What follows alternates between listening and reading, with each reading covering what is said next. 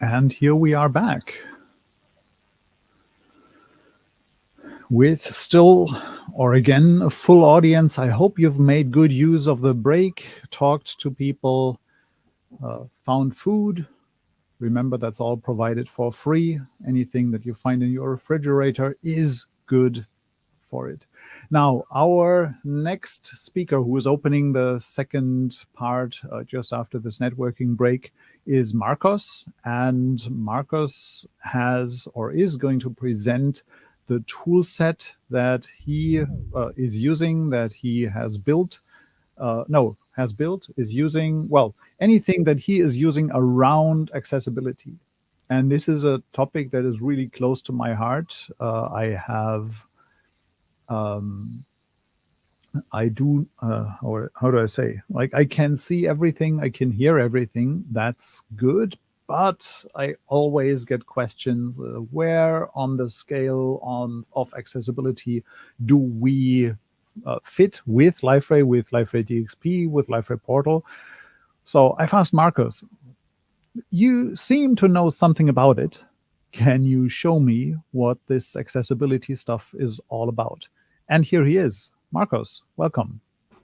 Well, can you hear me? Yeah. Yes, welcome, Yes. Marcus. Okay. Can you confirm my series being screen shared? Yeah, we have Yes. It's white. very white. Okay. So let's go. Okay. Before I start, I wanted to tell you something that happened to me like 2 months ago. I was on vacation and I needed to go to the supermarket. When I was there, I saw most of the lights off, no sounds, no people speaking. So I thought, the supermarket is closed. So then I go out to review the schedule and it was opened. So I got back in. And a minute after, I saw this. You are probably thinking, Marcos, you were there buying candies. Yes, I was. But what I saw was this. We reduce the lights and sounds intensity of our supermarkets in favor of autism and sensory hypersensitivity people. I was totally in shock because I've never thought on that problem. I know that there are people that can have problems in a supermarket, but I never thought in this particular one. So, yes, now we can start the accessibility talk, accessibility in Liferay. I'm Marcos Castro, a senior product designer in Liferay. I'm certified in accessibility by ONCE and INOR 15 years ago. I've been working 10 years around accessibility, and sometimes I feel like I don't know about accessibility. So I don't worry, I'm not worried. So it's a really complex topic, but yeah, we go there. Hidden problems, hidden solutions. This is probably the most important thing in accessibility. We can provide solutions if we can find out the problems. So we need to know all the tools, all everything that the user is using to navigate, to read the screen, whatever they need. So this talk is about all of that. Why? About the reason that this is really, really important for us, for everybody. So let's go. What about library and accessibility? If you go to liferay.com, company about us, you can read there. Making technology useful and investing in communities, we make it possible for people to reach their full potential to serve others. So we could say that yes, library is totally aligned with accessibility. This sentence could be a definition of accessibility. But yeah, yes, when I usually talk about this topic, some people say, "Okay, Marcos, let's see how many people are in that group of people with limitations." That's true; they are not the bigger group, but there are another group that could be much bigger. We could be all of us temporarily there. For example, if you break a leg, if you break an arm, or you lost your glasses. But yes, yeah, how many times you break your leg is not something common. But let's think about this. Most of the accessibility rules are related in some way with cognitive and learning disabilities. So this is so big that in the rules, in the accessibility rules, there are a specific guide to focus it on cognitive accessibility issues. So this is really big. Um, about cognitive limitation, what is a disability, what not? This is something difficult to say. Some countries try to define and failed because it's really difficult to define a line to say you are in an area of disability or not. The truth is we are not always at an optimal time to process and learn. So we could say that this level oscillates and sometimes is pretty low. For example, before the coffee in the morning, when we are tired, is exhausted, asleep, with jet lag, etc. So what do you think now? Is this group of temporary limitations big or not? This is really huge. This is more maybe for designers. We could say this, that if a pattern is complex to understand, probably it could be in accessibility issue. This is really important. If we are working on a pattern or in a new functionality and it start to make difficult to understand, probably is an issue. On top of this, we can add a group more, the group of device limitations. If we have, for example, limitations in our connection to internet, or we have some type of old device, it could be a limitation. So we had to test everything in a realistic scenario. So we are sometimes used to high-end setups. We probably are working with a really good PC or really good Mac. So this is something difficult to understand sometimes. So, but we need to test everything in a real scenario. What about the past, the future with Liferay and accessibility?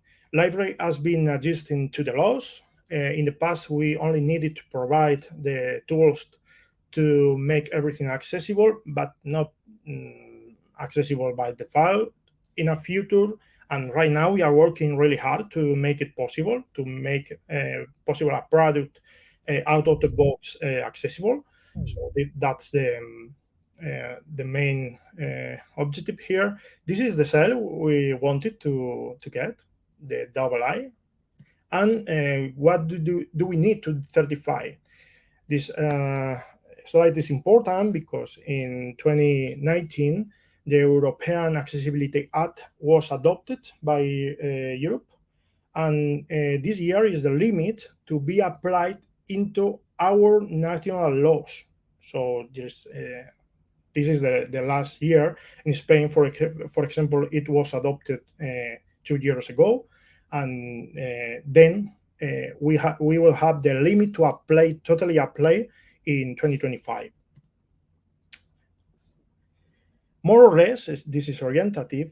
50% of the accessibility rules must be reviewed by a human. This is really important because, for example, here in Spain, one of the authorities to review, to certificate your accessibility app or website is ONCE. ONCE is literally the National Blind People Organization. So if you want to certificate in Spain as website, probably someone with a really hard disability is going to be testing your site. So we have to keep this in mind.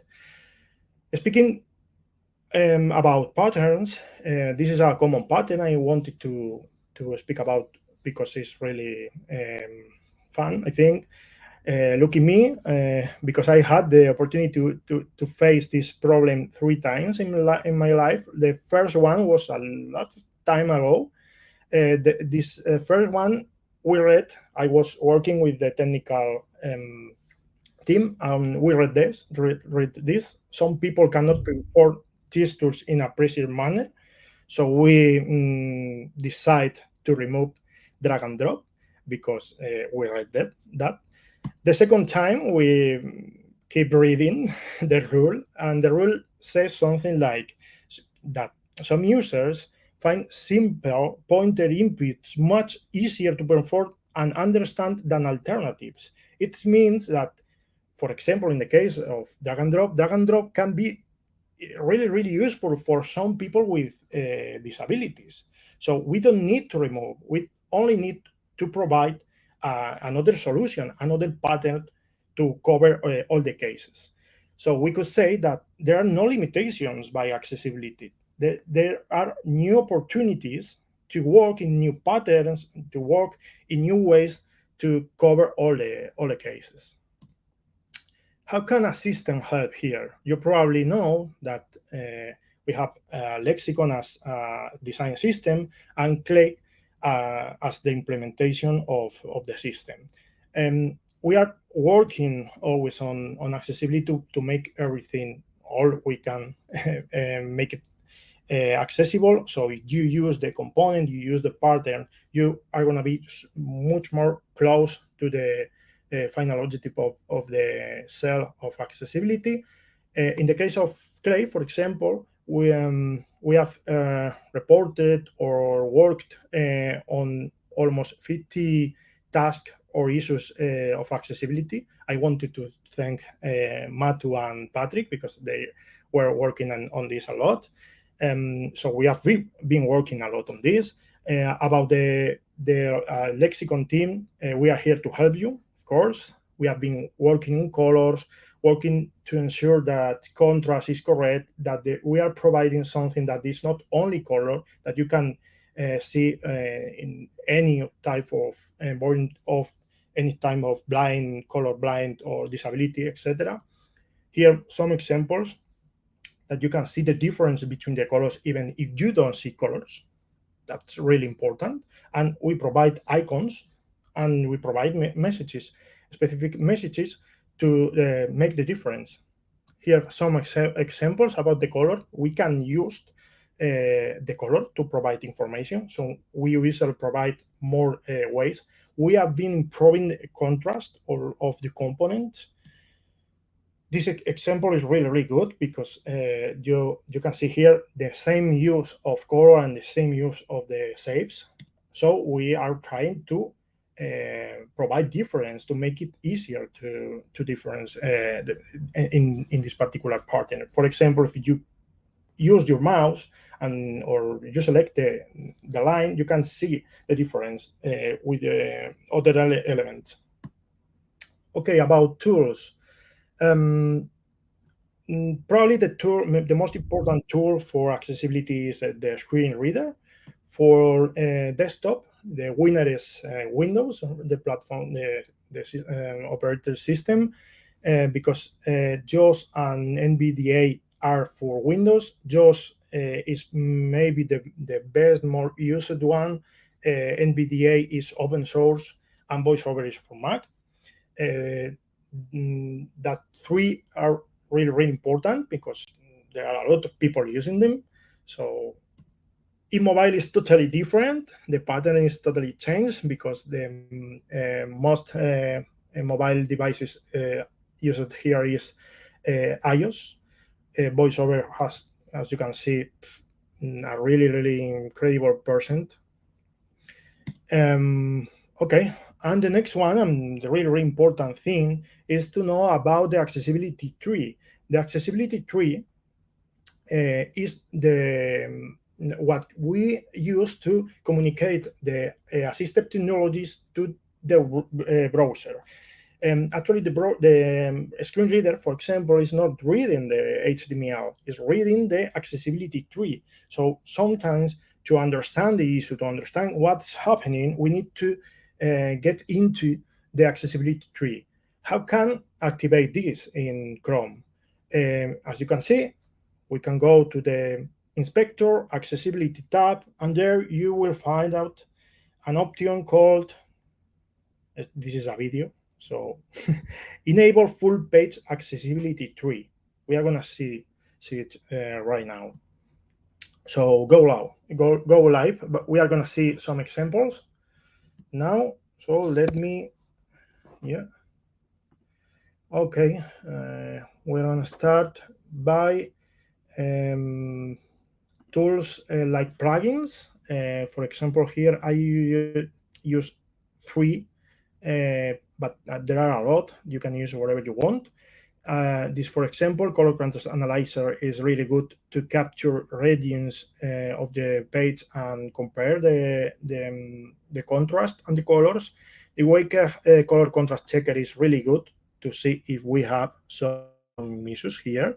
Maybe I'm gonna change the page to try this plugin. Everything is okay here. And this last one is to pick your own with a picker, your color, and use the background. So this is really useful. Some plugin really good for me is this one called heading maps, that provides you a map of all the headers in the page. Maybe let me see, in a complex page, you can see here everything, all information that the user will find out, for example, using the rotor of the JAWS or voiceover. We will see it later. Okay, to test some of the work of a Clay team, we are gonna now activate accessibility tools. We are gonna start by the accessibility keyboard. The accessibility keyboard is going to show you what I'm pressing. So you will see if I'm pressing the up and down, etc. In this way, you can follow my steps.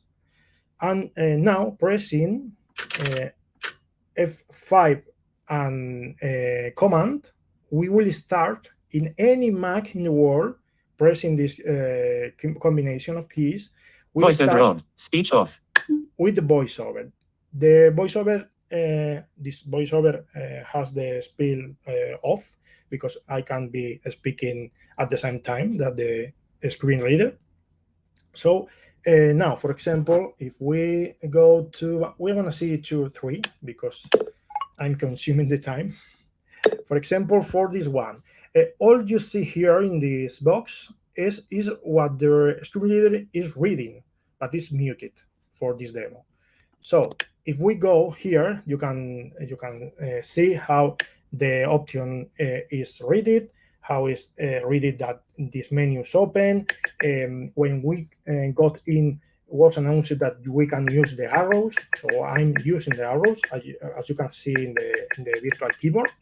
I can use left, right to collapse, and yeah, as you can see here, the same for the, let me see another example. Let me see the list. Vertical. Oh, sorry, some wrong combination. Vertical. Okay. No way.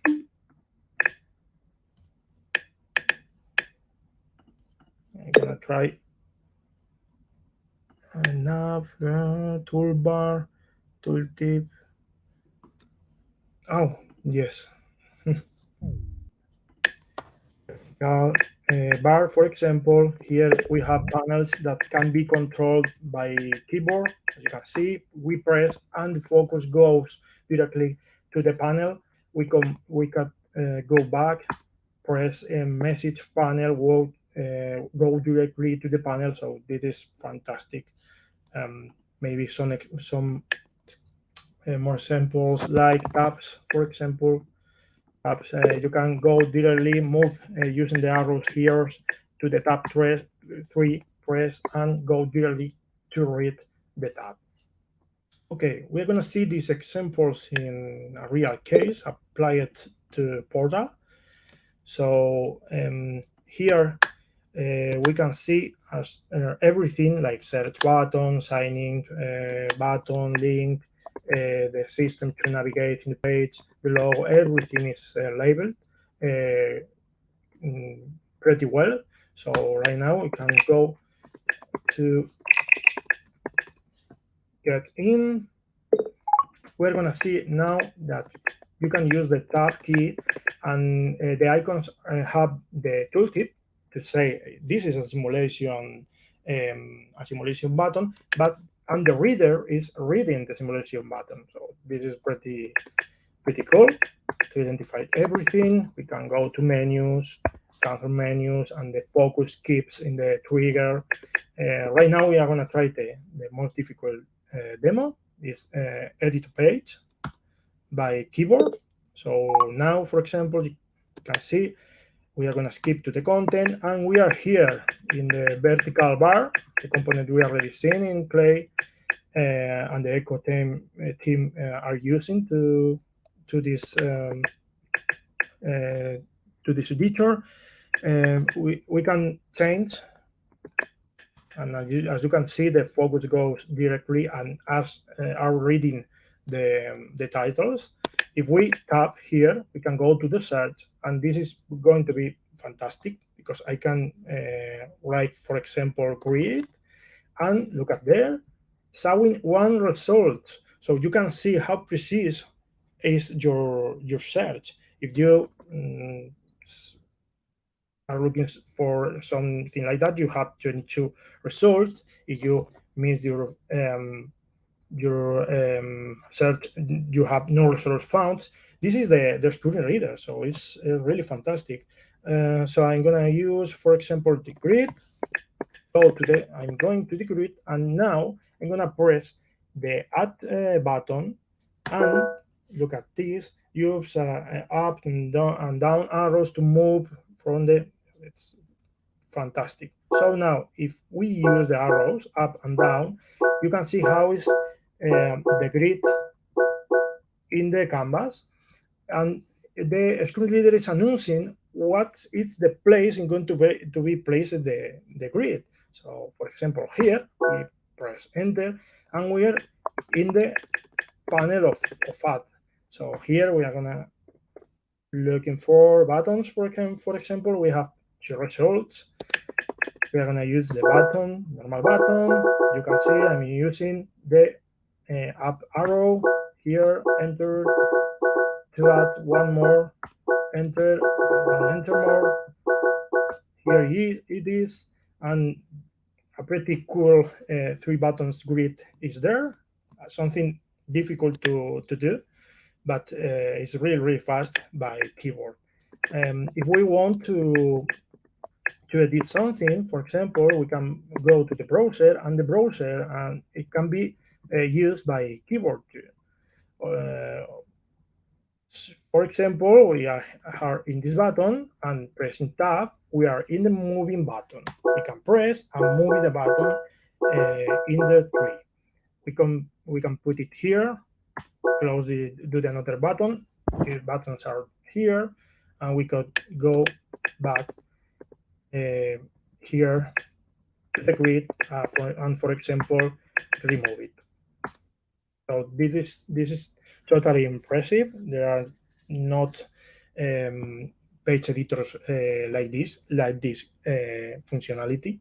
So we are pretty proud. I want to thank Echo team because I've been working in this a lot. Okay, we're gonna try something difficult now. I'm gonna try to share my screen from my phone. I'm not sure if it's going to work correctly. I'm sharing the screen. Okay, you can see my mobile, and as you can see, I can use the portal in a regular way. Right now, what I'm going to do is activate by pressing 3 times the voiceover, and now I can use the finder to navigate. So if, for example, I want to open the product menu, I can press 2 times, I can navigate Content, with recycled, content and data, recycled, content and data, with the finger, categorization, press, content and for, data, link. for example, content and Select data, Sonata, blogs, go, for menu example, item. for blogs, Select Sonata, blogs, menu item. No entries were found. and Fin, automatically no entries were found is red. So this is a really cool example about what we could provide for mobile devices. I don't gonna pay today. And pay. Sorry. Voiceover off. VoiceOver, button. VoiceOver desactivado. And I'm stopping.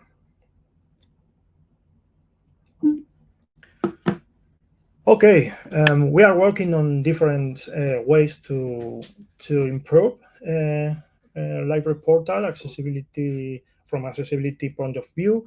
We have some. I'm not sure if this, for example, this proposal will finally be in the product, but it's a good example of about where we are working on, what we wanted to provide to the user, final user. For example, this make disable the double border style for the focus state, or make disable the ellipsis text to make everything auto collapse, etc. So that's all I wanted to share with you. Thank you so much. Thank you, Marcos. That's very interesting topic. We don't have any questions on Slack. I have one regarding what you usually like, the voiceover on the desktop and the voiceover on the mobile. Did you find any differences when it comes to support in both environments? And do you have like either any tooling that you could use on your desktop to test some mobile feature without having to use a mobile? Yeah, they are pretty similar when we are use them with the same configuration. They are there are different, really big difference. For example, the rotor in a mobile can be used in this way. Let me try to show it.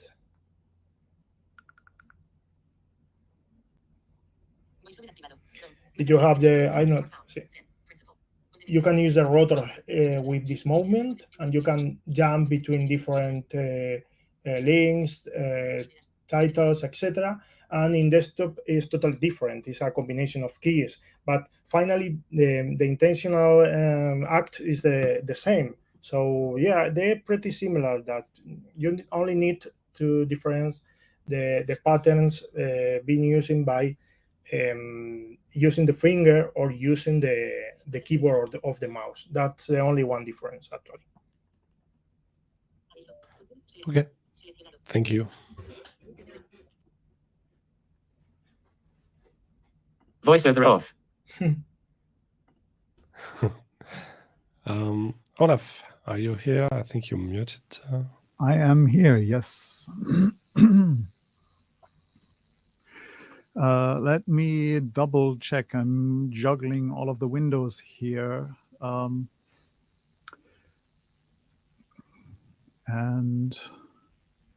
I am missing my own question. I had a question in between.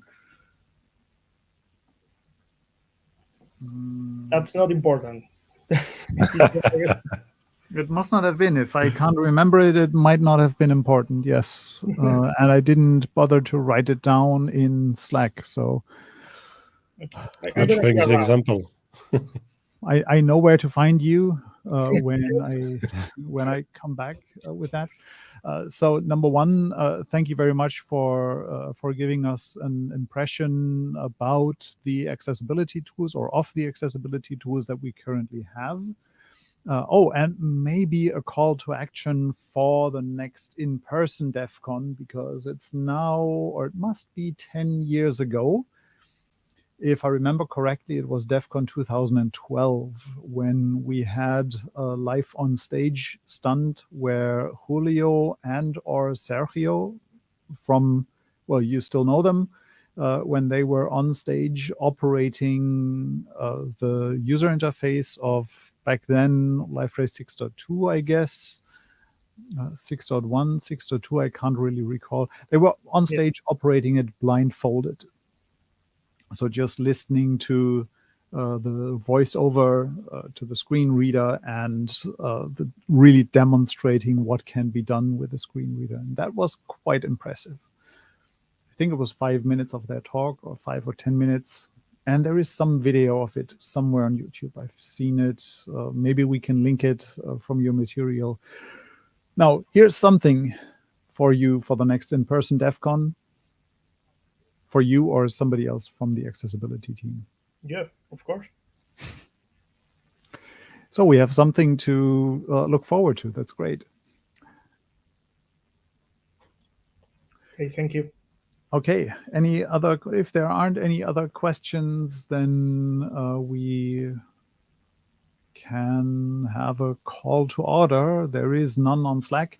Just a reminder for everybody who is now coming in right now, please go to community Slack to ask questions so that we have a record of them.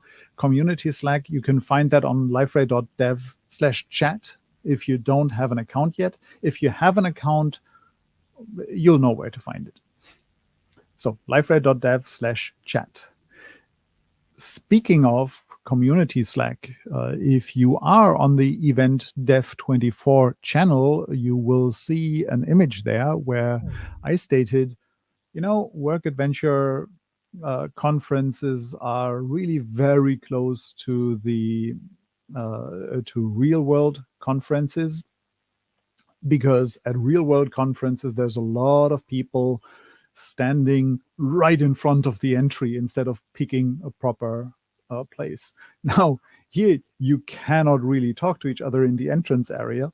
We might as well try to shuffle you guys around, you people around, and make you find a proper seat to make it look a little bit more orderly for the group photo that we'll have soon from this room. So if you are standing in the entrance area, or if you didn't really pick a seat, then please do so right now, and we'll have an orderly group photo. I've missed asking Marcus if he would be available in one of the pavilions. So if somebody wants to talk to Marcus about his presentation, please signal something now by wiggling around, and you might want to grab him and talk about his presentation, about some of the accessibility issues that you have seen. I see nobody wiggling around right now, going left, right. Well, Marcus, I guess, will be here for a while for a while more. So if you find him somewhere outside of the auditorium, just follow him around, and then you'll be able to talk to him then and there. Almost on stage, at least physically with the avatar, is Daniel. Daniel, you're turning your back to the audience. So if you want to change that, you can walk up a little bit more and turn around. Great. So that's the power position on stage. Ain't that nice? Much better. Much better. See, that's all for the group photo. So we have a proper conference picture of the big audience. And look at the crowd that has gathered. Daniel is another one that I have specifically asked to please come on board and let us know what is cooking. So this is something that is coming right from the kitchen. This is coming from the machine room.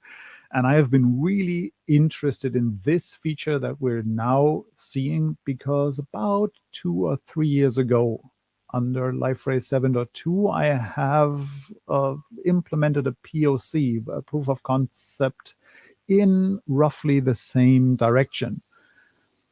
But that was just proof of concept code, so it doesn't really survive well, not well architected. But I wanted to see, does it stick? I wanted to throw something to the wall and see if it sticks.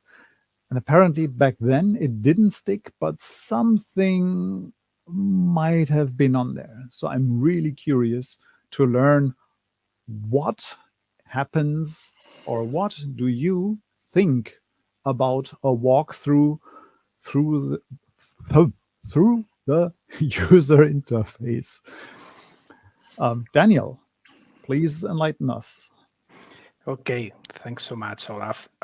First of all, I'm sorry for choosing such a hard to pronounce title for the presentation. This is basically a walkthrough through the walkthrough component we created in the front-end infrastructure team. Let me first of all share my screen with you so that we can see the main presentation window. There you go.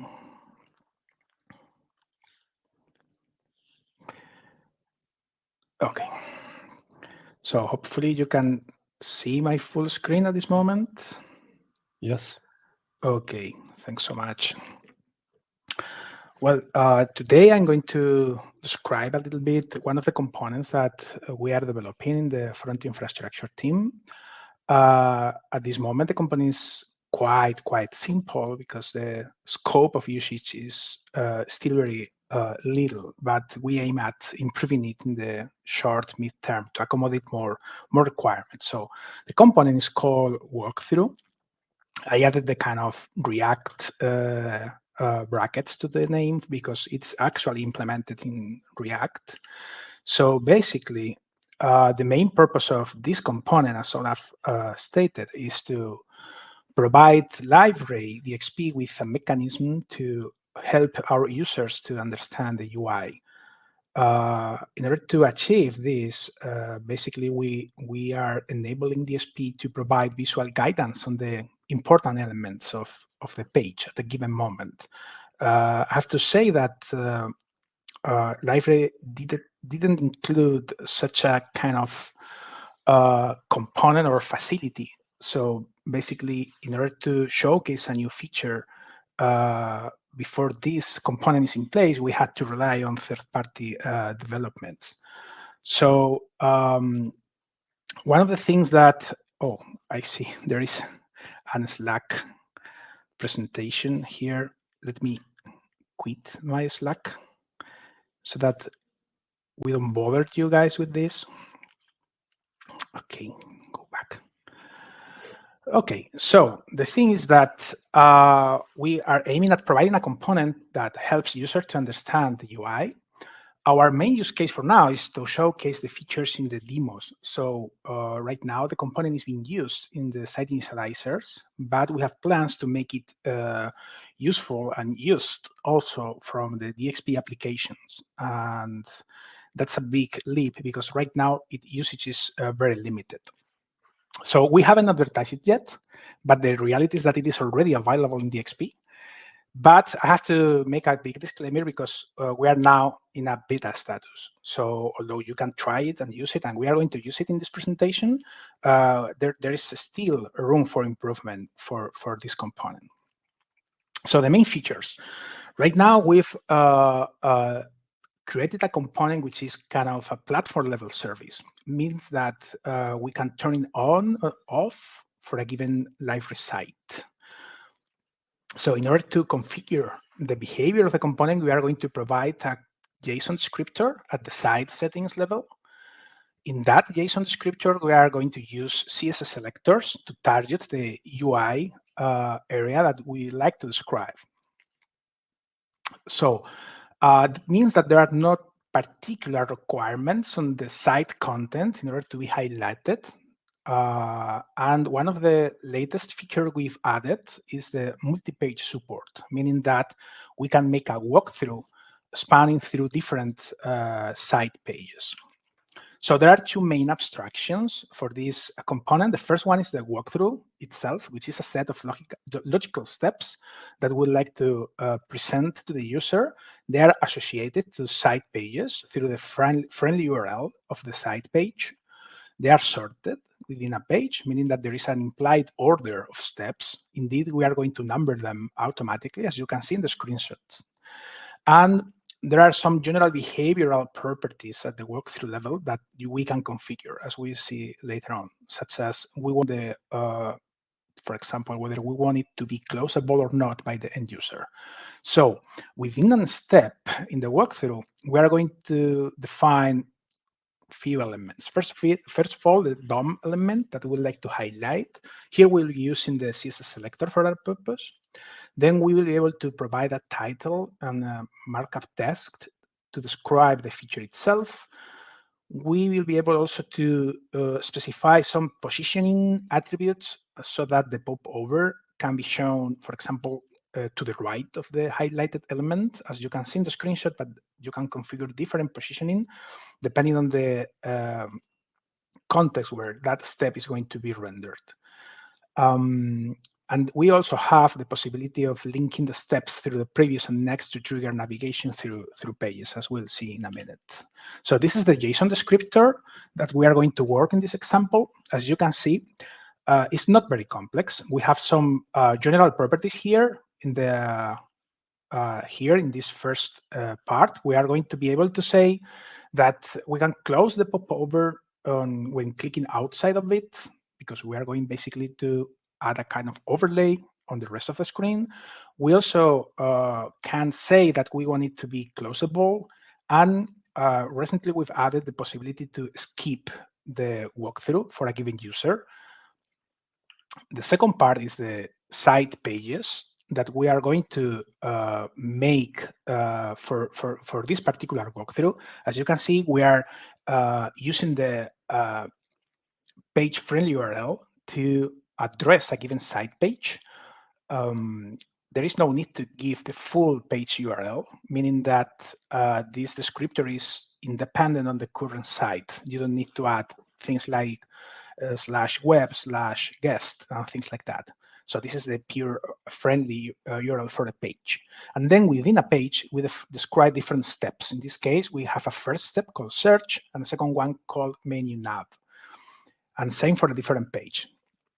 And finally, we have a set of steps where in each step, we give the necessary elements like the content, whether we want it to be dark background or not.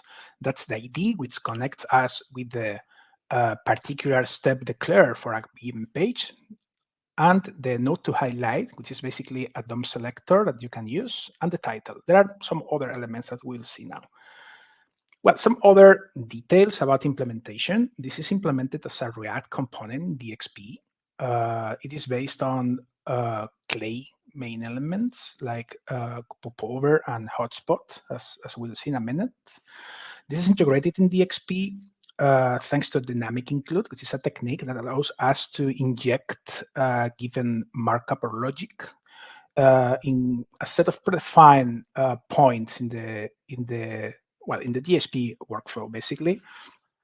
And as another technical detail, we are using local storage to store at browser side some relevant information about the current status of the walkthrough. Because if we support multi-page navigation, that means that we are triggering full page reload. So we need to somehow remember some information between page navigations. And for a moment, we are using local storage for that purpose.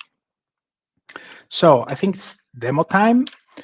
Here we have a page for a site, which I've called work demo.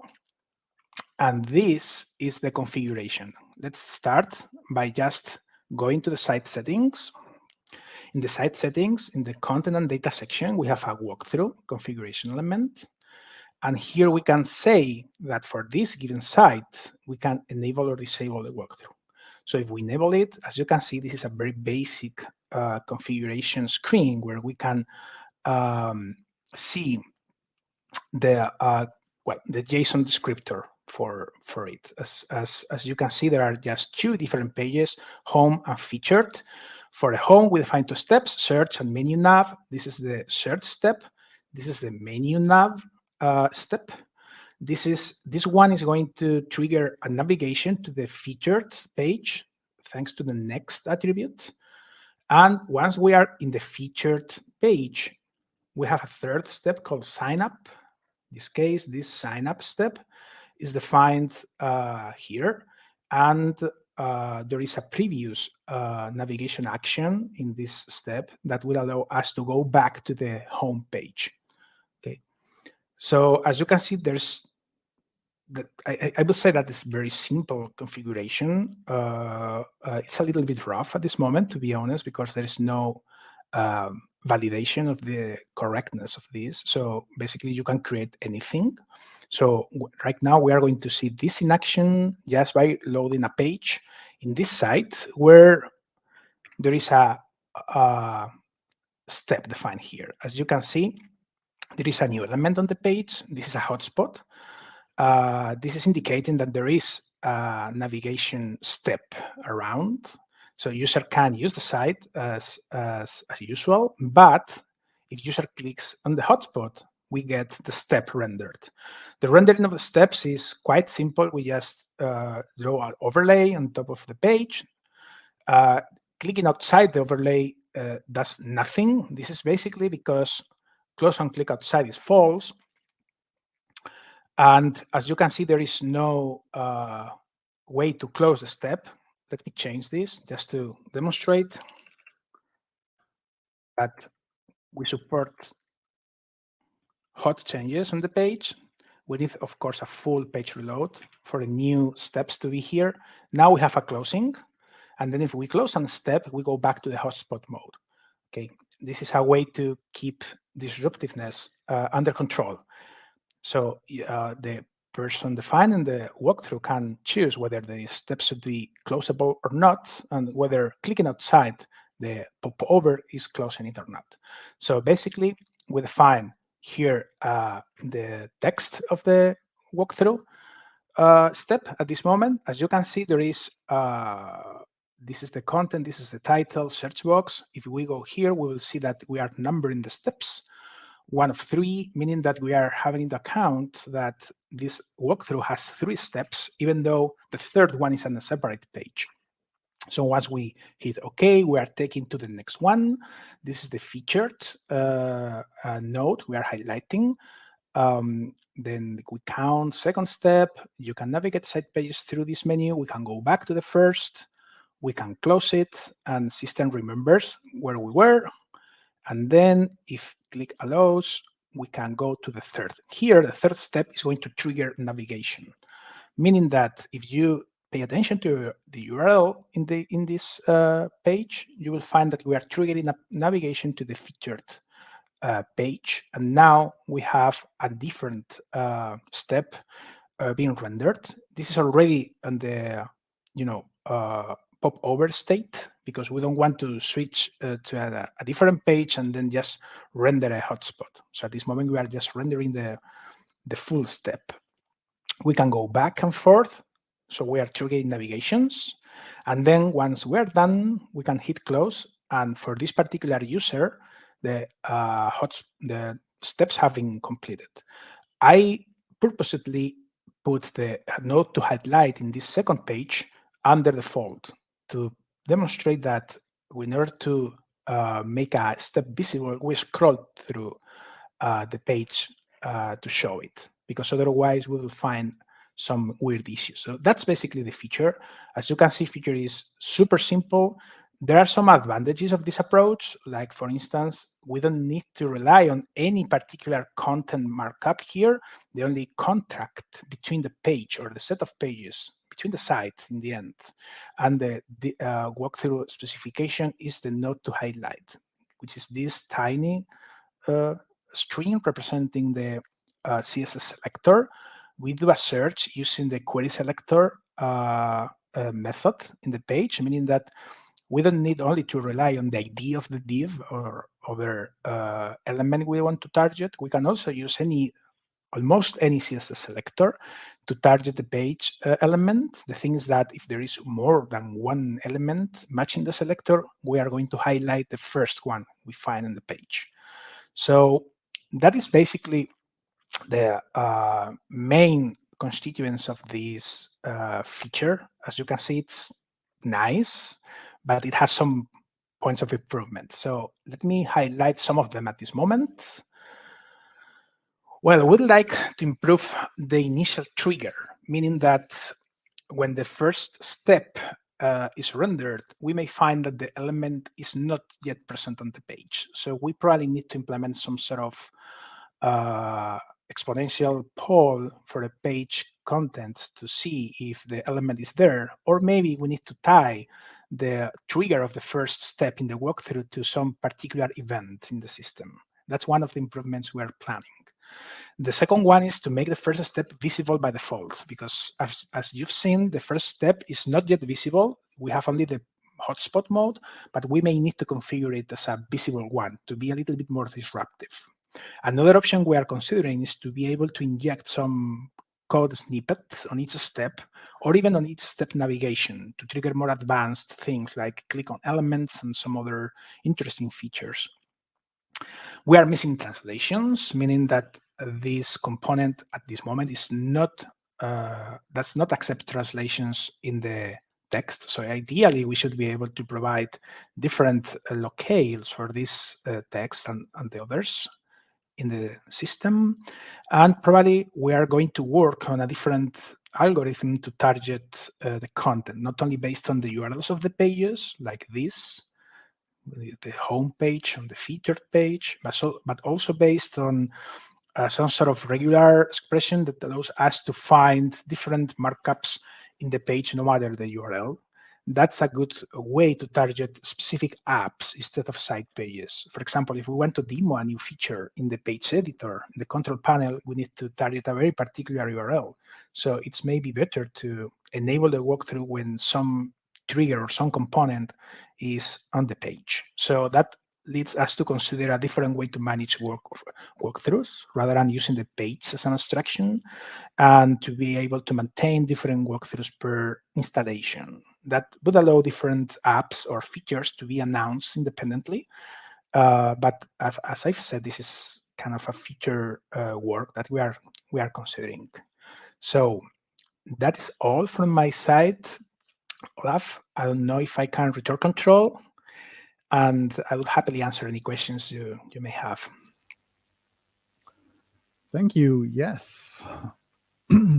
I'll be happy to go. And let me double check if there is anything in the walkthroughs questions. Oh, yeah. Peter says, would it be possible in some steps to show content in the box as an explanation? I would interpret that in the direction of, can you link to a web content article or a fragment or something like that? Yeah. Peter, correct me if I'm interpreting that in the wrong way. Okay, yeah, right now, as you've seen, the model to show content is very limited. We're just showing a fixed string. So probably we need to support richer ways to show content, potential ways to enable injecting some sort of web content or even a fragment, configured fragment. So we probably need to include different ways to link to documentation as well, or even include some audio description. I don't know. We need to enlarge the options there, because right now it's a fixed, very limited model. So yeah, probably we will think through that in the future. Yeah. Okay, so it sounds I've interpreted that correctly. Oh, great. Did I already say thank you for showing this and thank you for picking this up? You're welcome. Thank you for showing this and picking this up. One more question is, you said this is under heavy development currently. Is it already in and feature flagged? And if it is it stable enough to try it out, or where is it? Oh, at this moment, it's not under any feature flag because we enable it on a site basis. So basically, it's disabled by default. But I would say there is no feature flag under it, meaning that you can use it at this moment with the limitation I've shown.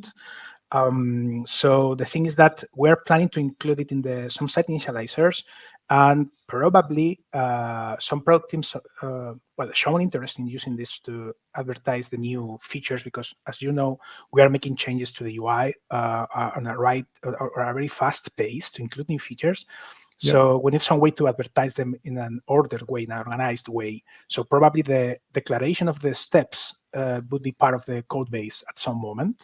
And but we need to sit down with the product teams to develop the next steps. For a moment, we are basically making sure it works in the site initializers, and it proves its usefulness at this moment. That's the situation. Yeah. Okay. How stable do you expect the definitions to be? Because like I have seen what you do, and you're picking CSS selectors. 2-3 years ago, I went the same route, and that was never fun to figure out what kind of CSS selector do I need. Yeah. What are the points of instability that you expect? Yeah, this situation, probably it is good to start with, but a change in the page may ruin the walkthrough specification. So we are considering other solutions to link the content of a site with the particular steps. One of it is based on adding some markers to the markup generated by the app, so that we will basically invert the control of the walkthrough, putting it in the hands of the markup generators in the apps, basically. So if they generate some particular markup metadata, we can grab that metadata and build the steps on top of that. That's an approach we are considering, so that basically applications could control whether they would like to advertise something or not by just sending a pull request to the code base. That's an option. And the other one would be to do it in a more a flexible way. I mean, the selectors can be really, really flexible. So we may want to just keep that approach for some time with, allowing more generic selector. They can be really generic. The only gotcha is that if there is more than one match, you are going to grab the first one.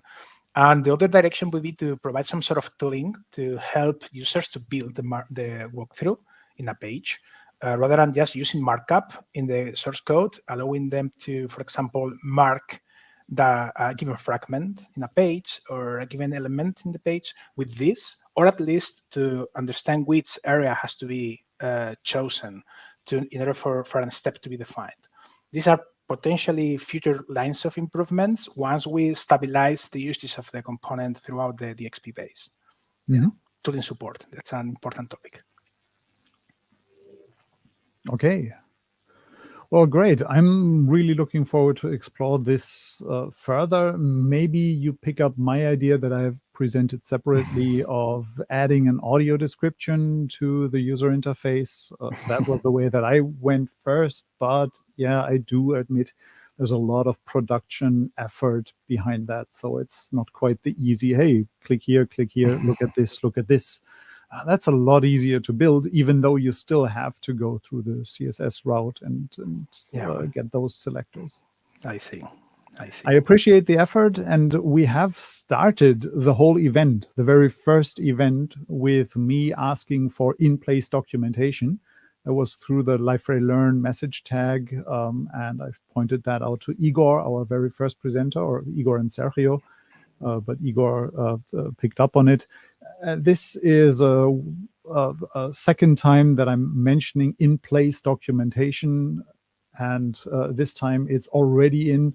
So thank you for that, and I hope to see it more in use later on. Thanks so much, Olaf. Thanks to everybody for your attention. Thank you. Thank you, Daniel. And in order to continue, we'll need Matt, if you are somewhere, and I'll hand over to Louis. Thank you, Olaf. Indeed, next presentation is about Raylife D2C, meaning direct to consumer, if you're wondering.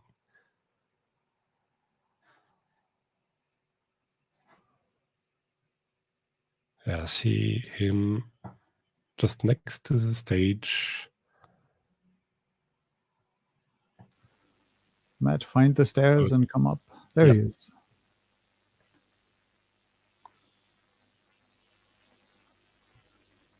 Still connecting, most likely granting access to camera and microphone.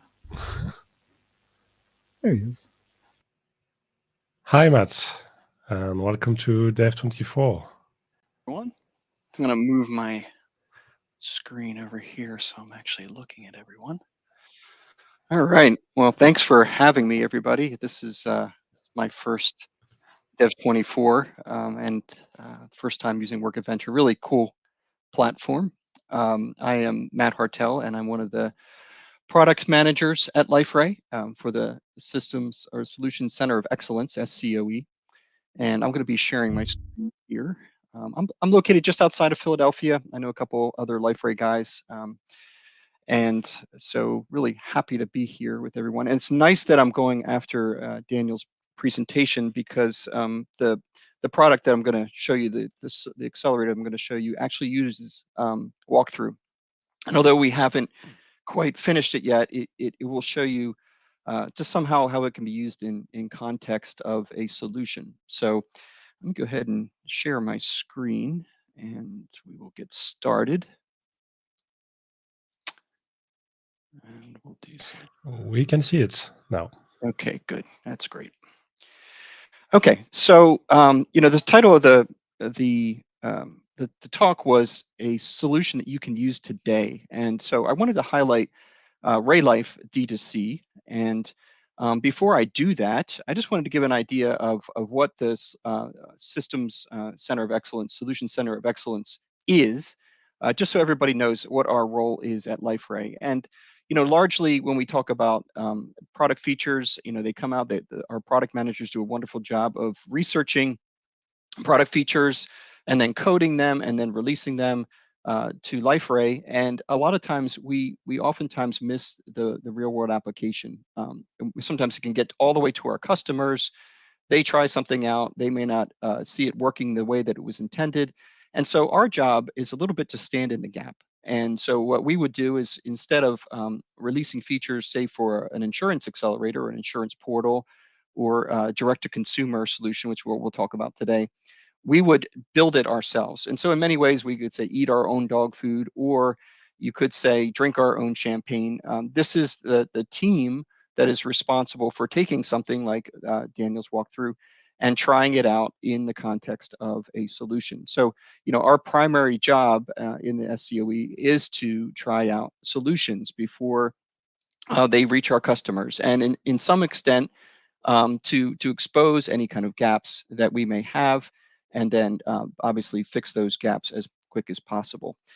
We also work across various teams at Liferay. We work with different product teams, and then we have our own development team that builds what you're going to see today, but we actively communicate with other product teams to solve the solutions and the shortcomings that we find. We also like to be a channel for feedback. So a lot of times, people will come to us and say, well, what about a click-to-chat feature, or what about DocuSign integration, or some other type of integration that there's a heavy demand for. They may come to us to help to fast track that, to help build out the requirements and to produce that within the product itself so that we can get it faster to market. So if you see here, I have a set of Legos, and I'll tell you a true story here. Back when I was about 13 years old, so 30 years ago, I'll give you my age, I took all my Legos that I had. I was a very type A personality with Legos, and I put them together, and I never took them apart. I always wanted everything in its nice little out of the box setup. And so, I put them away, and what I found is that they didn't do anything in the box, but I wanted my kids to play with them, so I brought them all out. And if you remember the story, if maybe you've seen the Lego movie, we have Lord Business here, who had the infamous Craggle, who wanted everything all together all the time. And that is not our ethos at Liferay. Our ethos at Liferay is open source, so we share. And obviously, we are not here, as would be Lord Business, to produce a solution that you cannot play around with and you cannot try on your own, nor can you pull apart. And so what's interesting is my kids would take all the things that I had put in my boxes 30 years ago and destroyed them and produced really cool things like these types of really neat, interesting buildings that would have never come out if we hadn't been able to pull it apart. So My encouragement to us is that as we go through Raylife, that you would be able to go to GitHub, look at the code, download it, try it out, pull it apart, break it if you will, modify it, customize it for your own purposes. And that's ultimately what we're doing here. So what is Raylife, and what is the solution that we're looking at today? We're looking at the direct-to-consumer portal, which in COVID, so much of the industry trend has been let's sell directly to the consumer by the mediation of a website, as opposed to going through an agent, as opposed to going to an in-office location. We would facilitate the purchase of insurance directly on a website with a flow, which I'll demo to you today. In addition, we have, as part of the Raylife solution, we have a producer portal. It's also called an agent portal, which allows an agent to go in and manage those policies once they're bound, and also to create applications, handle payments, and do those kinds of things. So that's part of the Raylife solution. And in addition, we would have also a marketing homepage, and then an insured portal, which will also be built using 7.4. So that's a little bit about Raylife. And then what kind of features are used in the D2C portal? So we have all the things that you're familiar with, fragments, style books, which are relatively new. We have heavy commerce integration, which is a big part of building out Raylife. We like to showcase the features of commerce. We are using remote apps, custom objects and pick lists, which obviously in the 7.4 world, objects and pick lists are hot commodities and hot topics. We also have DocuSign integration, which is something that came out of the SCOE that we were able to build and include in the product, along with PayPal integration, click to chat, mobile responsiveness, and of course, more than that. So what I wanted to do was to just briefly go through the location of the Raylife D2C site initializer. And I think Jose Munoz is going to have a session tomorrow at 12 UTC for more information about site initializers. But I just want to show you site initializers. It's obviously within Master Portal. And as you can see here, this is the Raylife D2C site initializer. And we also have the Raylife agent portal, though that's under feature flag at the moment. We're not quite done with that. We're actively working on completing that. But you could see here that you have the remote app. And you also have, I think there's, Kevin is doing a Testray solution or session coming up here in just a little bit. So you can see our Testray tests associated with it. And then with the site initialize, you can see some of the resources that are contained therein with Raylife D2C. And obviously, I'll draw you some look at the object entries in particular.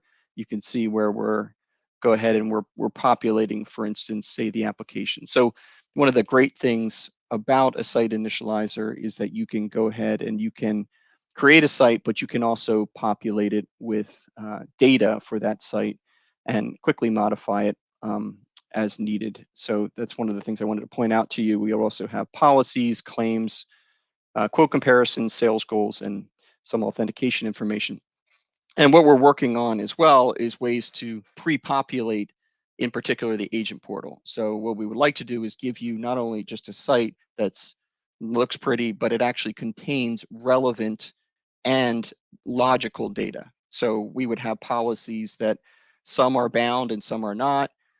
We would have some that have claims, some that don't, and then a variety of different users and demographics to help support the story that we're trying to tell. So I just wanted to point this out, that it is available in Master, in Portal, and you can go ahead and take a look at that at your leisure. So let's go ahead and go to the walkthrough. We'll spend some time just going a little bit behind the scenes, and then we'll take a step-by-step walkthrough through it. And we'll switch over to this screen here. And so I have Raylife running here on update 50 of 7.4. So if I go ahead and sign in here, and just want to give you the caveat, and I'll give you a little bit of a story here about the D2C flow, is that in particular, we found that the D2C's flow is supposed to be a guest supported flow. So if you notice, I just logged in, and as a direct-to-consumer flow, typically, as you'll see, the user won't give a username and password until very late in the flow. And so a lot of the steps are actually being run as guest. And what we found is that although we had designed it and we built it, when we tried to hand over the guest data and information to an authenticated user, that transition wasn't very smooth. And we are actively working on a solution for that, but that wouldn't have been exposed had we not proof tested Liferay's low code and API based features with an actual solution. So I'll actually point that out as we're walking through it. You'll see the point in which we log in, and we want to improve that handoff of data from that guest account to an authenticated user so they can actually go and correctly bind and view their policy in, say, an insured portal where they would actually be able to manage all their policies. So over here on the control panel, we can just go here and we can see that there's a couple different things. We'll draw attention, first of all, to the objects. If you can see here with the site initializer, it will create automatically some claims, some goals. Goals will be used in the agent portal. Quotes we will be using today. Sales goals, again, with the agent. Policies, documents, and applications. And of course, we have all our object definitions in here as well, along with pick lists. So if I were to, for instance, pick lists, you'll see that there's a series of pick lists that are available out of the box with Raylife D2C. So those are all created for you. And in addition, if I go back here to control panel, we can also look at some of the commerce features, and we're using catalogs, orders, products, and obviously the easiest way to show products is to show that each one of the insurance policies, which we will see, is an individual product inside of here. And then if we were to look, for instance, at the channels, we can see how we can deliver the products to a specific channel. And I'll talk about that in a little bit as well, how we can use the D2C portal to deliver perhaps business-oriented products or consumer-oriented products, and how we can use the channel but manage all of our products in one single catalog. And then once the order is placed, we have a workflow that automatically approves the order, and that of course can be customized to do a number of other things depending on the flow that you want after an order is placed. So if I actually go here, I can click on the site itself, and it's obviously provisioned. Just to give you a quick idea of where you would actually go to provision it, under control panel, under sites, and then we would see up here, we could simply just click here and we would be able to provision a D2C instance here on our DXP. So just to point out real quick, as Daniel mentioned before, I can see here where my walkthrough is configured. And if I look here, this is for the specific site. You can see I have walkthrough here. I have it enabled, and we'll see that in just a moment. But there are the very steps that Daniel had shown to us just on the prior call. Now, I haven't customized this, but this is just our first attempt at trying it out. So again, we are trying out this feature here and now. We're trying it out on behalf of you to work out any issues that we may find. And in addition, you'll also see here the configuration for the click to chat. So the click to chat here is configured with a chat provider ID. I'm using Chatwoot. I just find it to be the easiest one to use. And then in addition, we have set at the global level, we have our digital signatures set up. And as you can see here, it's set to inherit. So it overrides and is set at the global level, but you can see our API account ID, integration keys, and everything there needed to set up the digital signature. Okay, so let's go ahead and look briefly at some of the design features.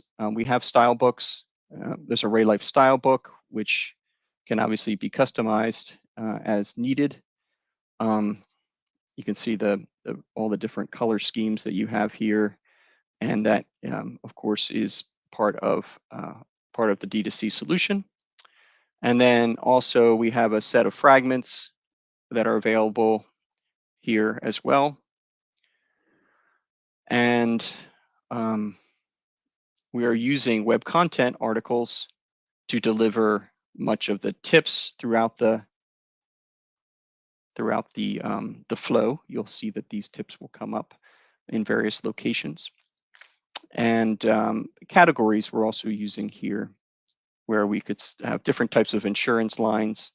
And then we'll also see categories being used to define industry type. So, where we would go in and say, well, what kind of industry are we asking people to get insurance for? Because that would affect the rate of the policy that was issued. Okay, so let's go ahead and we'll go ahead and walk through it. I'll go ahead and show you here. Here's that walkthrough that Daniel had talked about. We can see here that I have the walkthrough bubble up here, and I can see that it will take me to various locations on the screen. I can get a quote, you can highlight that. And then as he showed in his demo, that can also take me to the next screen in the application where I can actually view a separate page. And in our specific context, the way that we had thought about using walkthrough was to use it for someone in the insurance industry to perhaps download D2C, to take it and walk through it themselves, and that we would highlight each of the features available in a direct-to-consumer flow that they would be able to use. So there's a lot of different applications that we're thinking about using walkthrough for. And if you could look up here as well, you could potentially customize this to use a personal business line versus a personal insurance line versus a business insurance line. So it's very easy to extend this. And you could obviously do that pretty quickly with Commerce and with Style Books. Just some features. You can retrieve a quote here. So if you had set up the email integration, you could enter in your address and you could continue. But in this case, we're going to go ahead and we're just going to create a quote, and we're going to get started here. And you'll notice that what it's doing is it's just simply querying our list of products that we saw in Commerce, and then using various metadata assigned to that product. As you can see here, we could ask for more info. This is using the web content articles. And we can obviously close that out. So we'll just use general liability this time. And remember that a category lookup, we can also search for pet stores. There's again another web content article where we can put some content if they're unable to find their industry. So we're going to head and choose pet stores. And I'll go ahead and enter in name here. And I'm going to use my personal email address. Feel free to send as much spam as you want. And we'll put in I won't give you my phone number. And just to show you here too, you can use Google address lookups here. I'll show you how that works here in just a moment. Actually, I think if I just edited the page, it might be on this page. I can show you how that works. If I go here and I go to configuration, I can see I have a Google Places API key that allows me to do that lookup for there on the addresses. So let's go ahead and go back. And we'll choose general liability again, and we'll re-enter that information in there.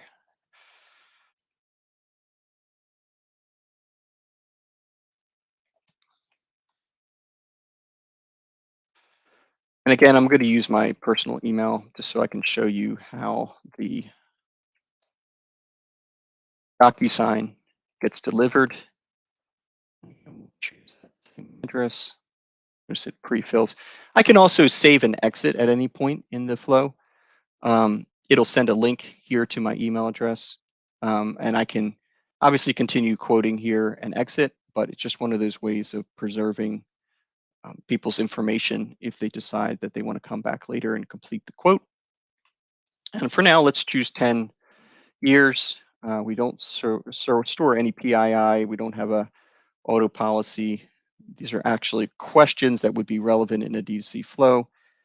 And in this case, there are some knockout questions that are configured. So in this case, if we chose yes to sell products under our own brand or label, you'll see what happens here. If I hit continue, it'll give me a knockout, basically referring that that applicant to call an agent. So if I can go back here, then I can just change this to no, and I should be able to continue on in the flow. Again, obviously very, very pertinent information to an insurance application. So we started in 2012 for 10 years, and we have 5 employees. Let's say we made $1 million. Here and 300,000. And I'll show you where this data gets stored as we're going along. It's being stored in the object in a data JSON format. In this case, we own the building. This is 1,200 square feet. Notice how robust this is using the React application. We get to this really great formatting. And we'll put it in 2010. And yes. At this point, we're going to click continue. And what you see right here, a lot of insurance providers have quoting systems where they would send the actual application data to a separate system, perhaps through Talend. Say the system is like Duck Creek, which is a very popular quoting system in the insurance industry. We could use that integration at screen. Perhaps it might take a little bit longer than it actually took. And then this is a quotation screen that displays 3 different variants of a policy. And perhaps I would choose just the most popular policy. I can see my info up here. So I'm going to go ahead and purchase this policy. And I'm actually going to create an account, and let's call it dev.24. And let's use the password that they give us here. Let's save that.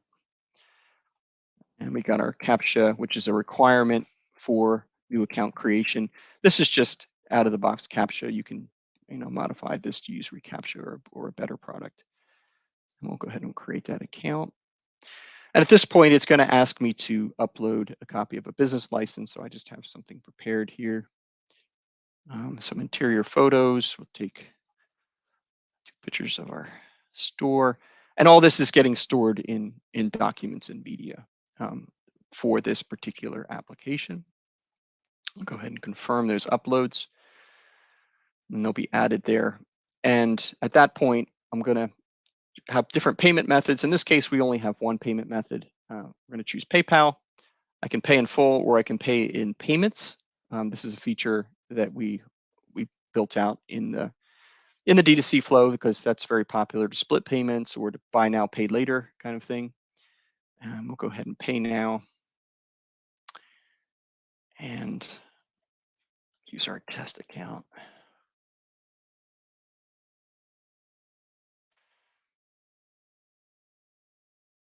And then we're integrated with PayPal. Here we'll review the order.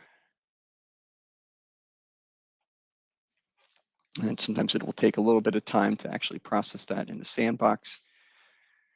But once that's complete, we'll see that it will deliver us back to the D2C portal, and we'll be able to get a confirmation, which will be delivered to via DocuSign to my email. So you can see here that if I were to go to dashboard, I would end up in my insured portal, which we haven't built yet. And you can see the price here and that savings was listed. So if I go back to my email, my personal email, I'll bring that up here. I can click on this, pop this out.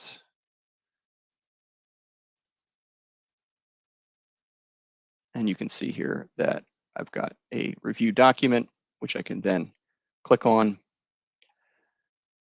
and go right into DocuSign to review and sign my document. So as you can see, it really is a pretty simple flow that you can just try today. You can go to the latest version of DXP and try that out. And I just want to show you exactly where the application ended up. And if we go to applications here, we can go all the way to the last one here. And we can see here's our application. And if I actually view it, I can see that it was stored. All that content that I had entered, 10 years of experience, the year, the building, and all that kind of stuff is stored in that data JSON, along with the product that I purchased. And then if I go to orders, I can see that that order went all the way through to approved and was bound. So if I click on the order ID, I'll see that it has gone all the way through the workflow to completed. And now I have a general liability policy in place that I can use. I did want to just show briefly. I don't know if we had an opportunity to do the click to chat, but if I go back here, and I can see down here that I have my click to chat, and obviously I can say, you know, I don't know what to do. And then I used to have the other side. So I can see that I can use the click to chat there. It's okay, I can.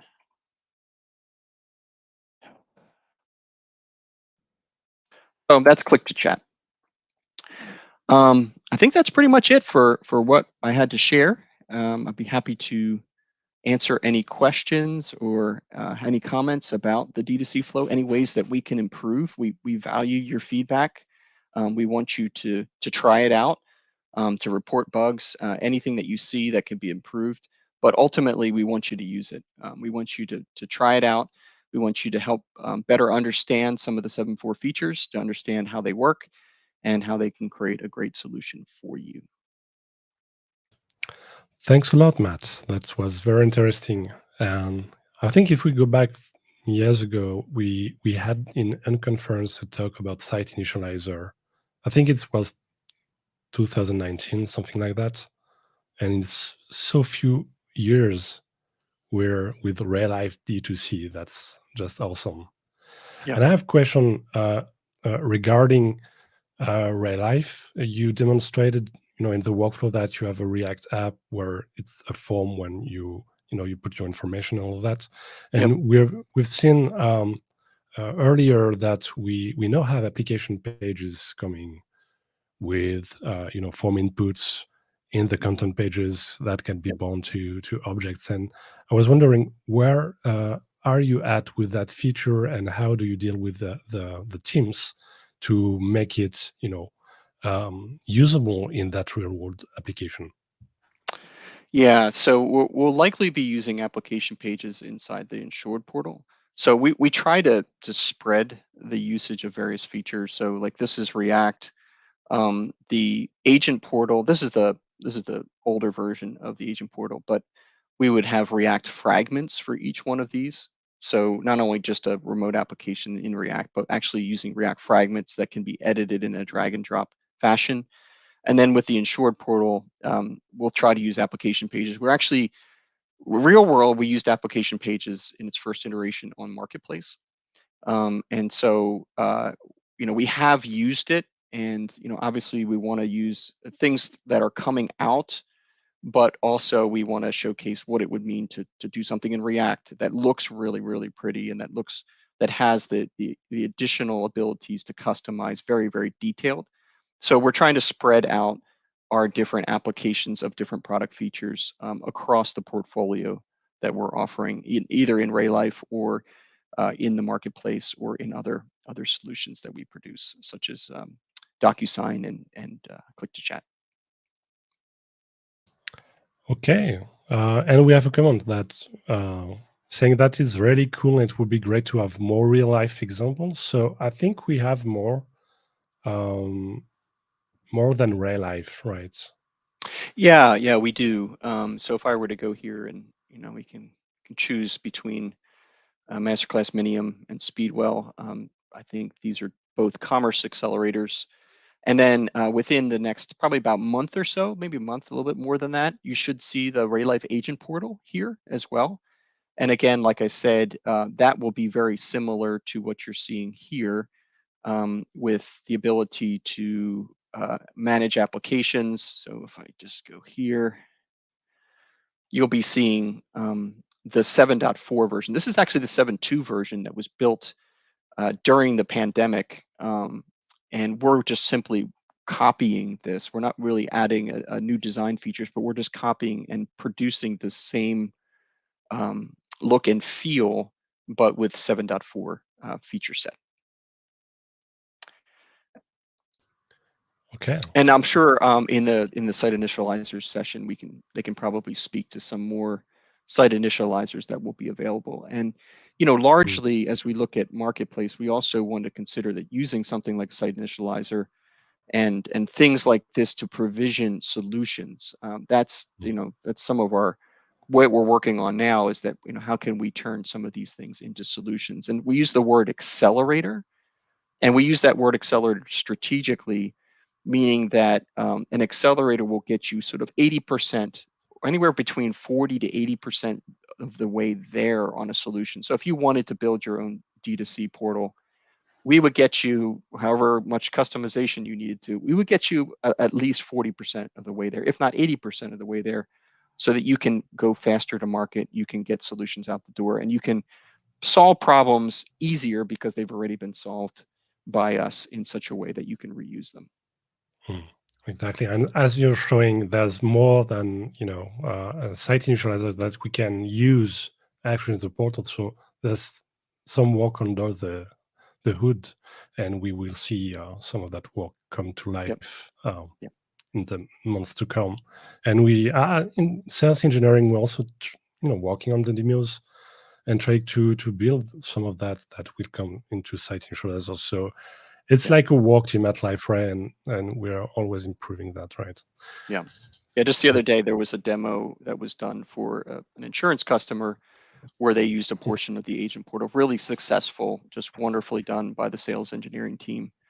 Really, really exciting to see it actually being used. And it was just a part of the demo, but it was a critical part of the demo because it showed that we had given a lot of thought, and it's setting us up as experts, that we understand what we're talking about. We're not throwing terminology that we don't understand what it means. We're showing real world workflows that solve real world challenges.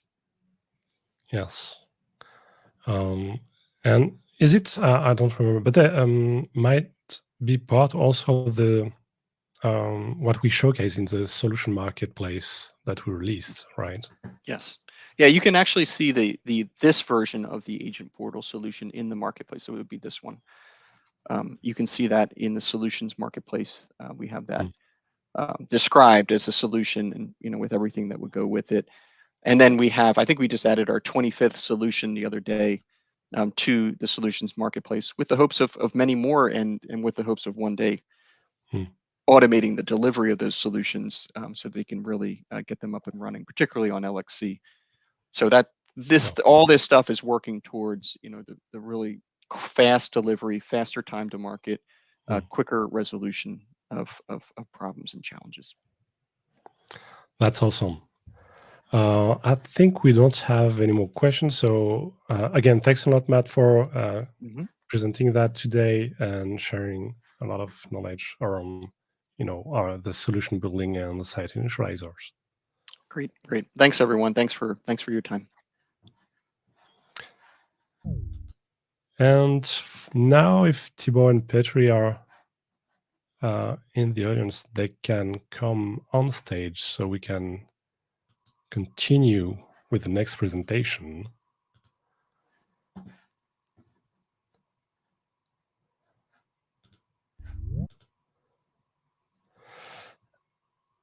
Hey guys. Hi Thibaut. Hi Petri. Hey, everyone.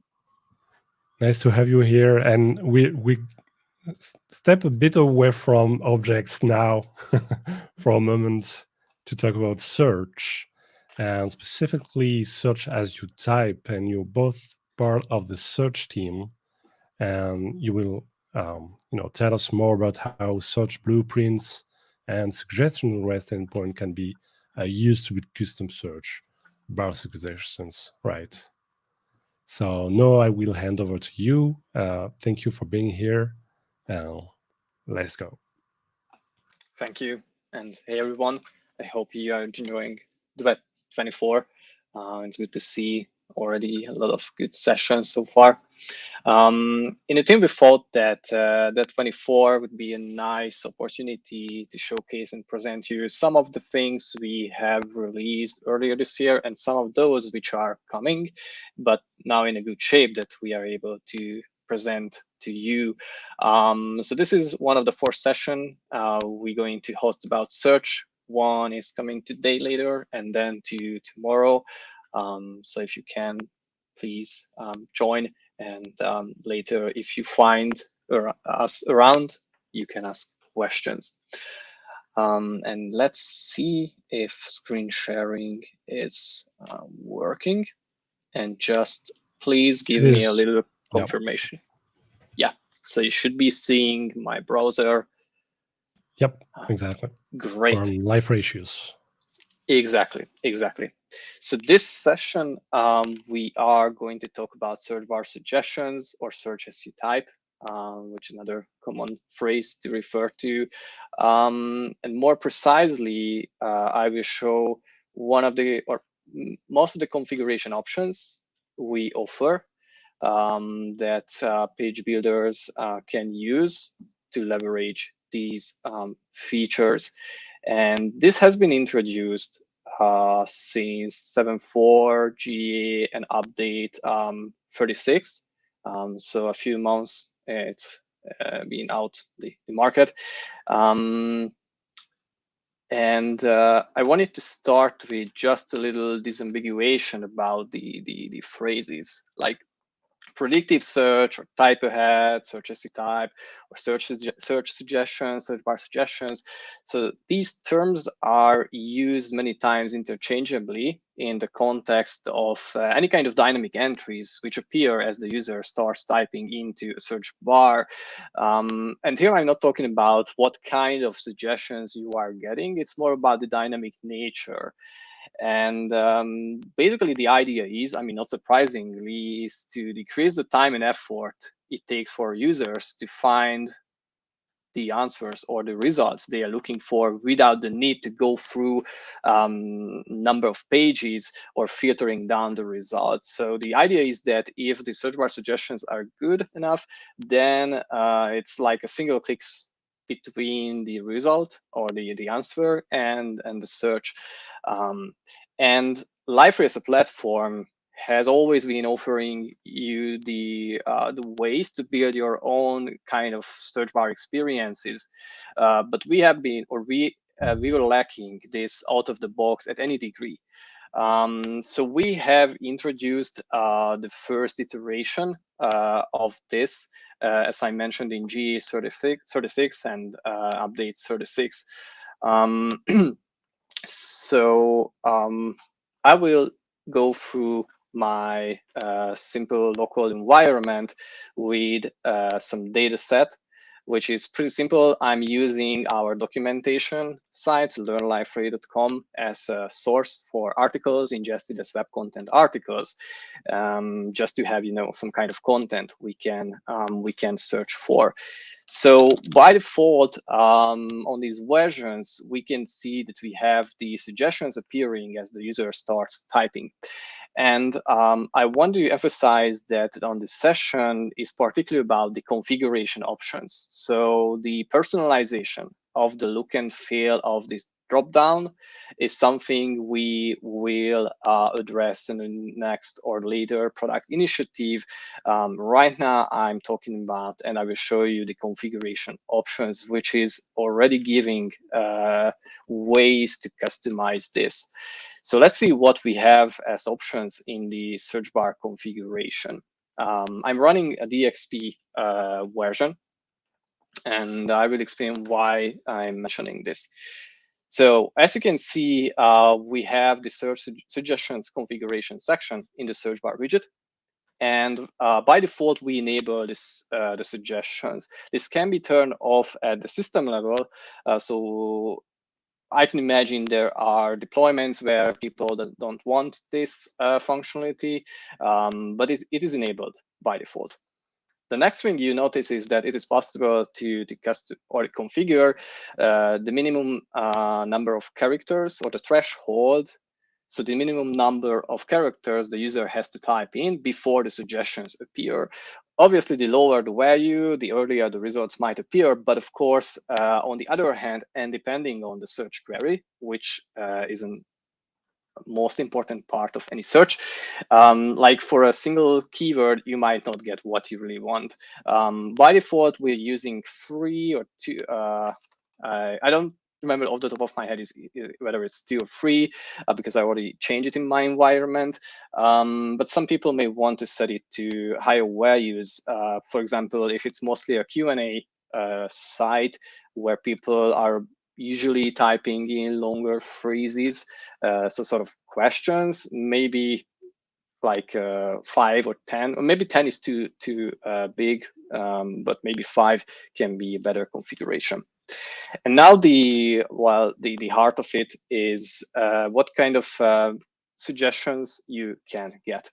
On Liferay Portal and Liferay DXP, you have, first of all, the basic suggestion contributor.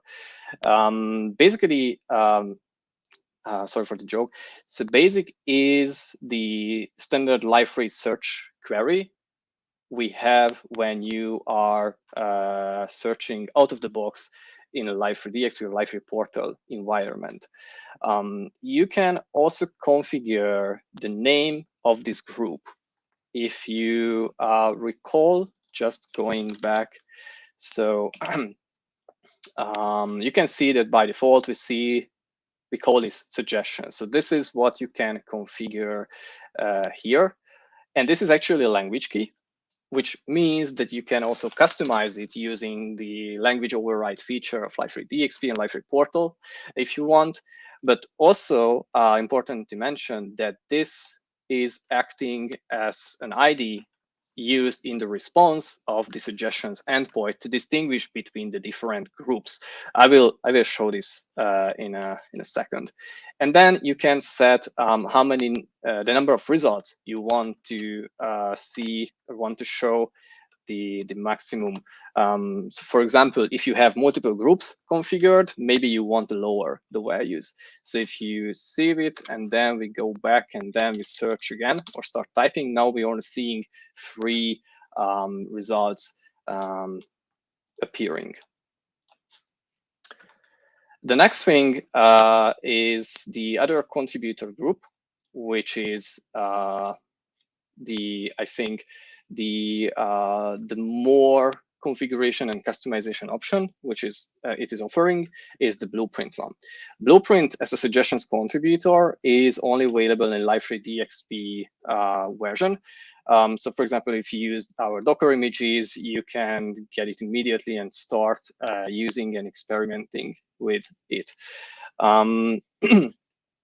You also need to add a group name to it. And as I mentioned, if you have multiple groups, for example, I am adding that the suggestions one, and then I'm also setting it to 3. We will have 2 groups appearing, so you probably want to have it to be something unique. So I will just call it Blueprint. And then, of course, in order to have a query which is returning the results, you need a blueprint. We have an entire session dedicated to such blueprints tomorrow. So for now, I only want to show you the basics or the most important aspects of search blueprints, which is giving you a nice query builder, a visual query builder, in order to customize the search query Liferay is executing to get the results. So you can boost, hide, or filter results and using various factors like proximity, categories, tags, user segment, and much more using like low-code or no-code capabilities through search blueprints. So in order to derive our suggestions results, let's create a simple blueprint that we can configure on the search bar. So I'm going to heading to more precisely to applications, blueprints. And yeah, so I would just created a simple blueprint, which is doesn't include any kind of extra customizations, any extra search clauses, if you will. It's just replicating the out of the box search or standard Liferay search. And just to show one handy configuration option is that I can also limit the searchable types. And then that's it. I have a very basic blueprint, which is, again, just replicating what the standard Liferay search does. And I only changed that it will only search web content articles. So if I go back to my site and then the configuration, now I should be able to use this blueprint. And so I will just call, as I mentioned, the blueprint, configure it to show 3 elements, and then I will select the blueprint, and I will keep the rest of the options on the defaults.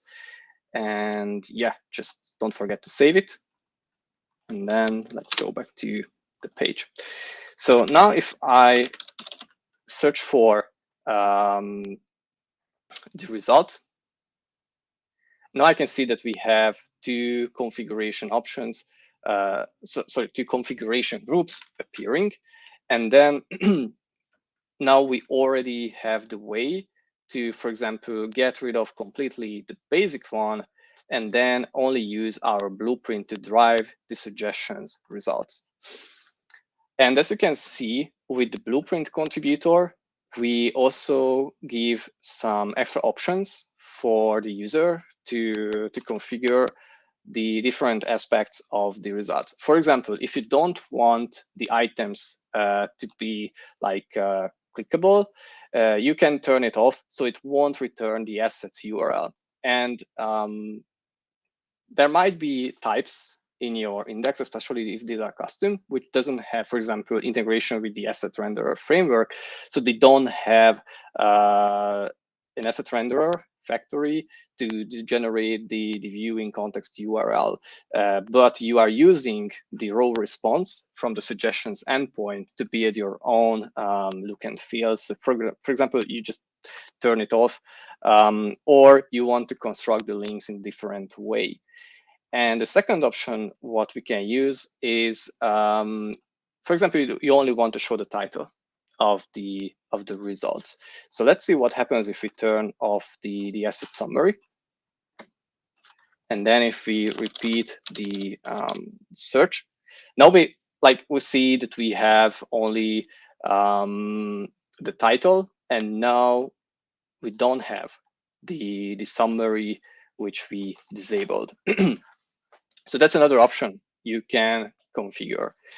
And the field is giving you the way to tell the backend to also return some extra index fields, which otherwise may not be part of the results. So for example, let's see if I want to get description, this field to be also returned. And now I'm switching to my network tab.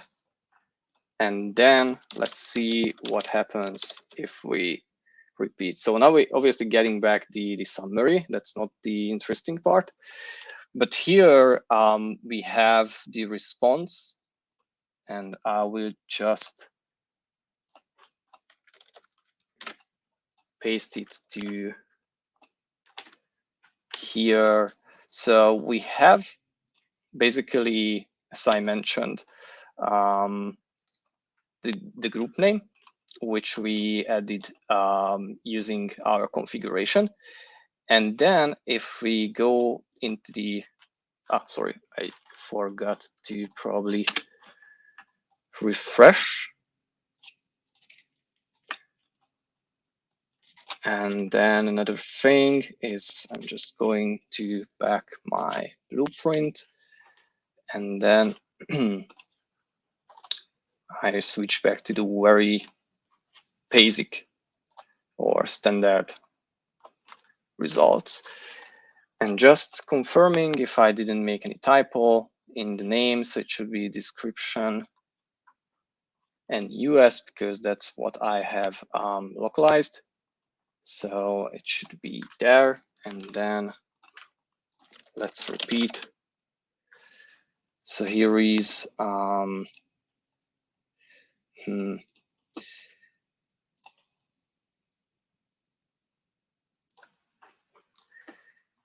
yeah, it should be returning the description in US field.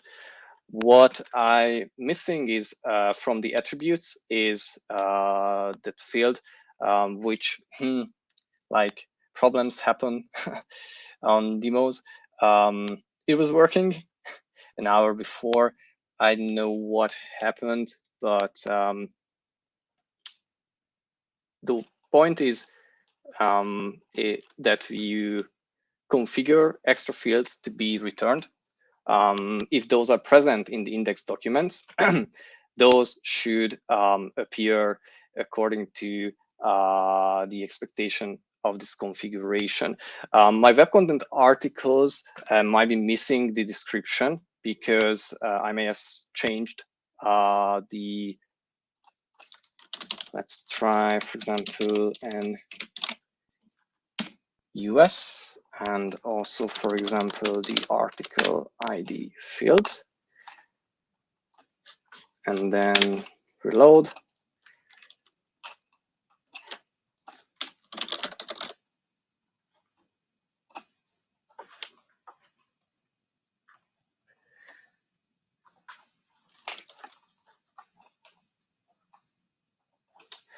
Yeah, Igor, Yep. sorry to interrupt, but take a look at the attributes property in the first succession object. You can see the fields property there. So go down, please.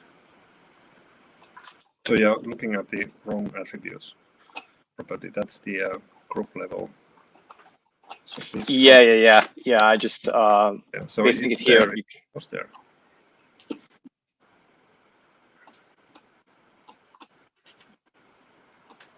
So there you see the fields and title. Yeah. It was just looking at the wrong section. So as you can see, we also getting back these extra fields for each item. I mean, if they are present for the given document.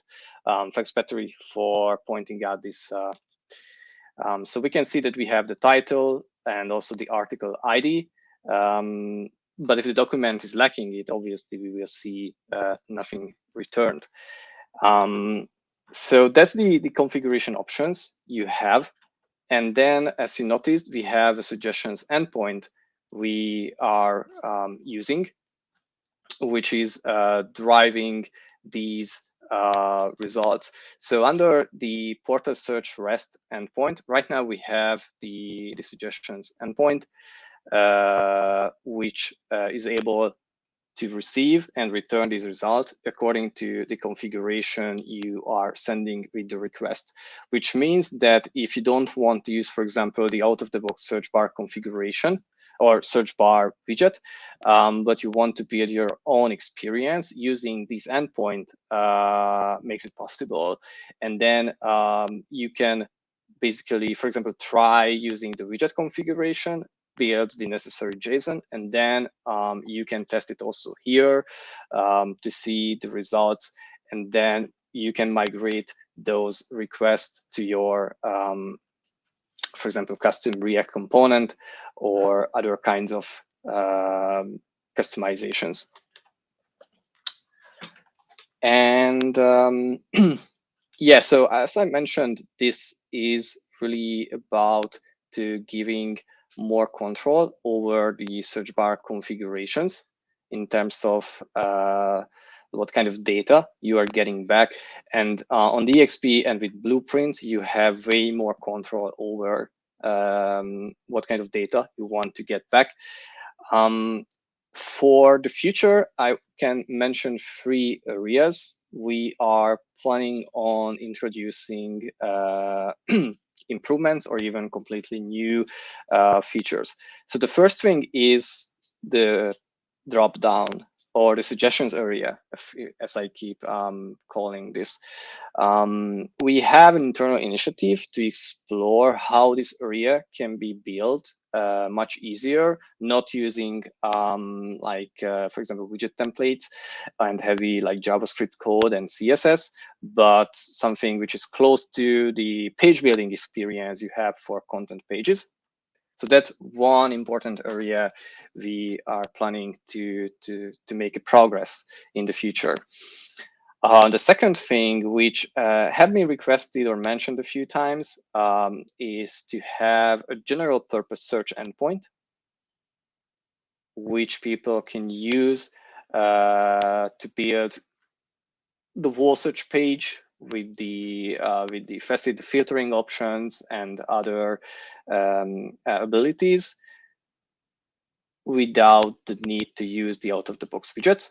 And I'm calling it general purpose search endpoint because the suggestions endpoint is operating with its own definition of what kind of data structure it returns. So it's not meant to replicate in terms of response, what, for example, you can achieve with the search pages and the search widgets. So that's the headless thing for search, is another important area.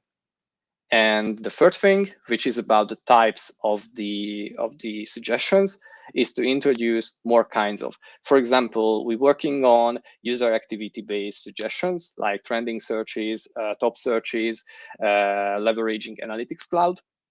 It's very close to be implemented in the first version. And other kind of user activity-based interactions like pages visited, sites visited, assets commented. So those are on the plans. So if you find them, for example, interesting or needed, you can file a feature request or ask in the community forum so we can learn about your need. And other than that, searching for places and actions across Liferay DXP and Liferay Portal could also be a nice addition, so people can find, for example, a system setting or any kind of settings easier just by typing into the search bar. And yeah, that's it. In terms of like this session, this is what I wanted to share. I don't know if you, for example, Battery has something to add.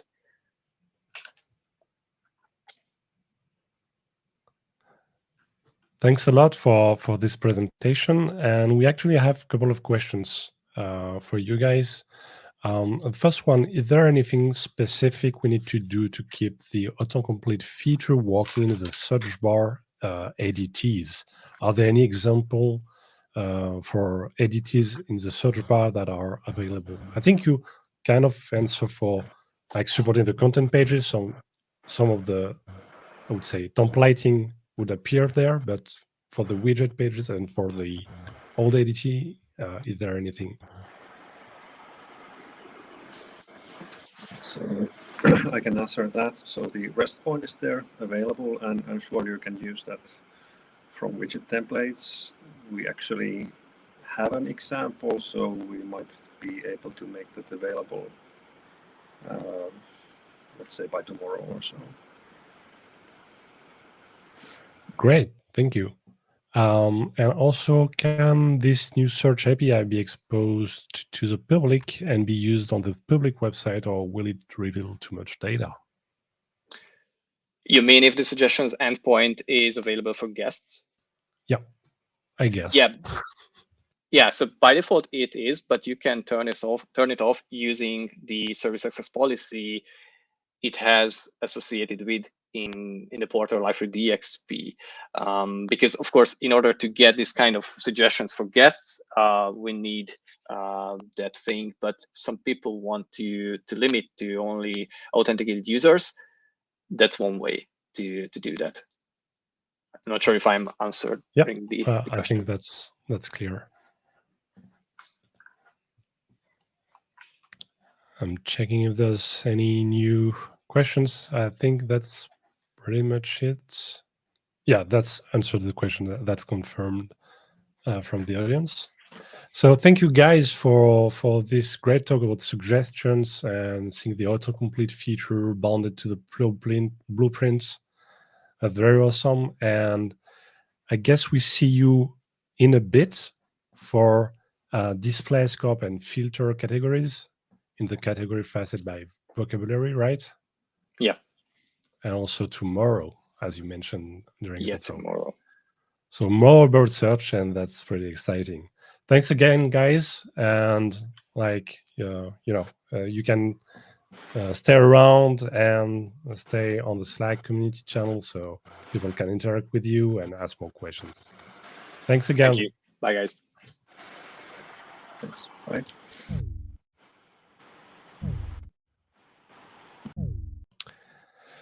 And now, if Kevin and Wellington are in the audience, they can now move up to the stage so we can start to interact and present them for the session.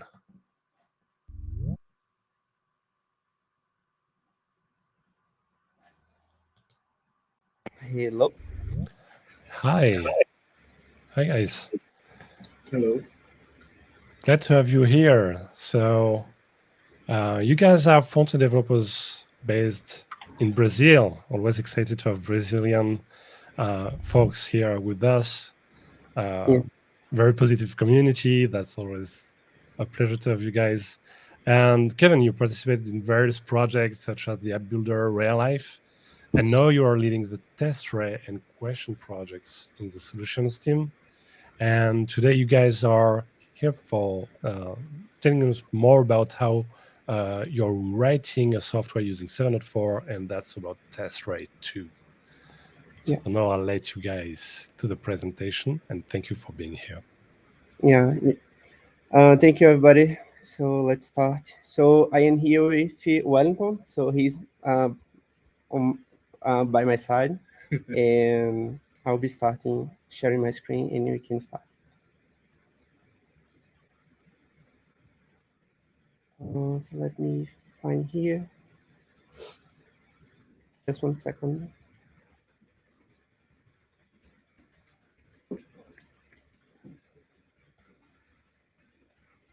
Okay.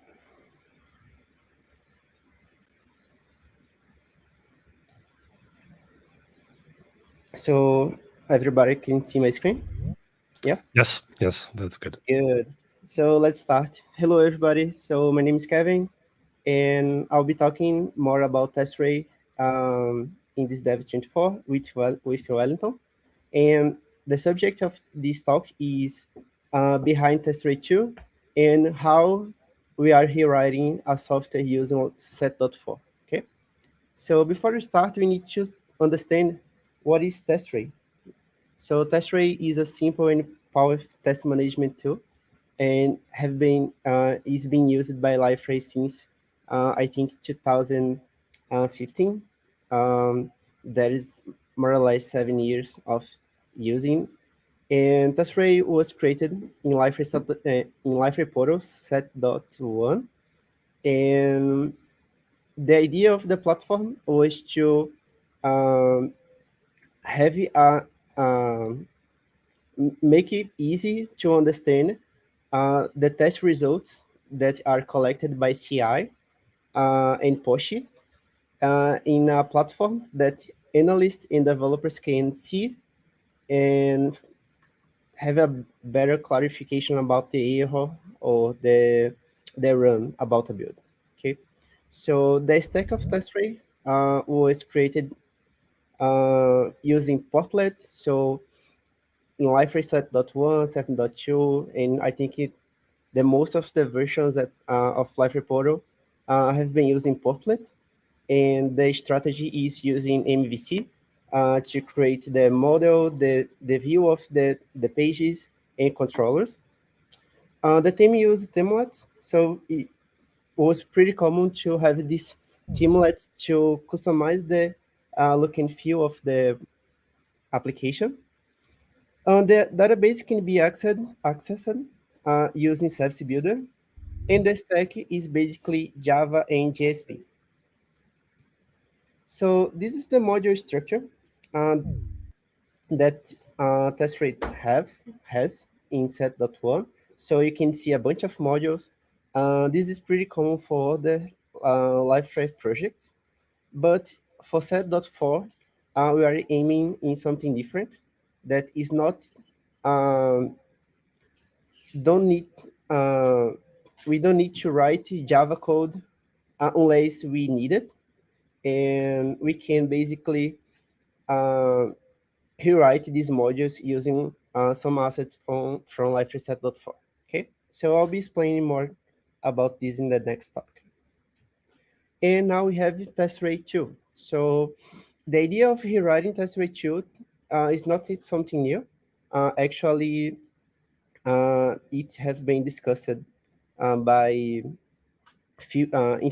for few years. And the idea of having a Testray 2 is using a stack more updated, because set.1 is pretty old for now today, and using something more developer friendly, because JSP, Java is not so common for front-end developers nowadays, and we are aiming in this stack for Testray 2. So we started developing in February 1st, only 2 developers. So me, Kevin Leone, and Wellington, this handsome guy. And at the beginning, it was just 2 of us, but few months ago, we got project manager, business analyst, QA, and more developers to help to create this application that is really, really big. Okay. And we started the foundation of Testray 2 with Site Initializer, because Testray 2 relies on Site Initializer to provide all the assets and structure necessary to use it on set.4.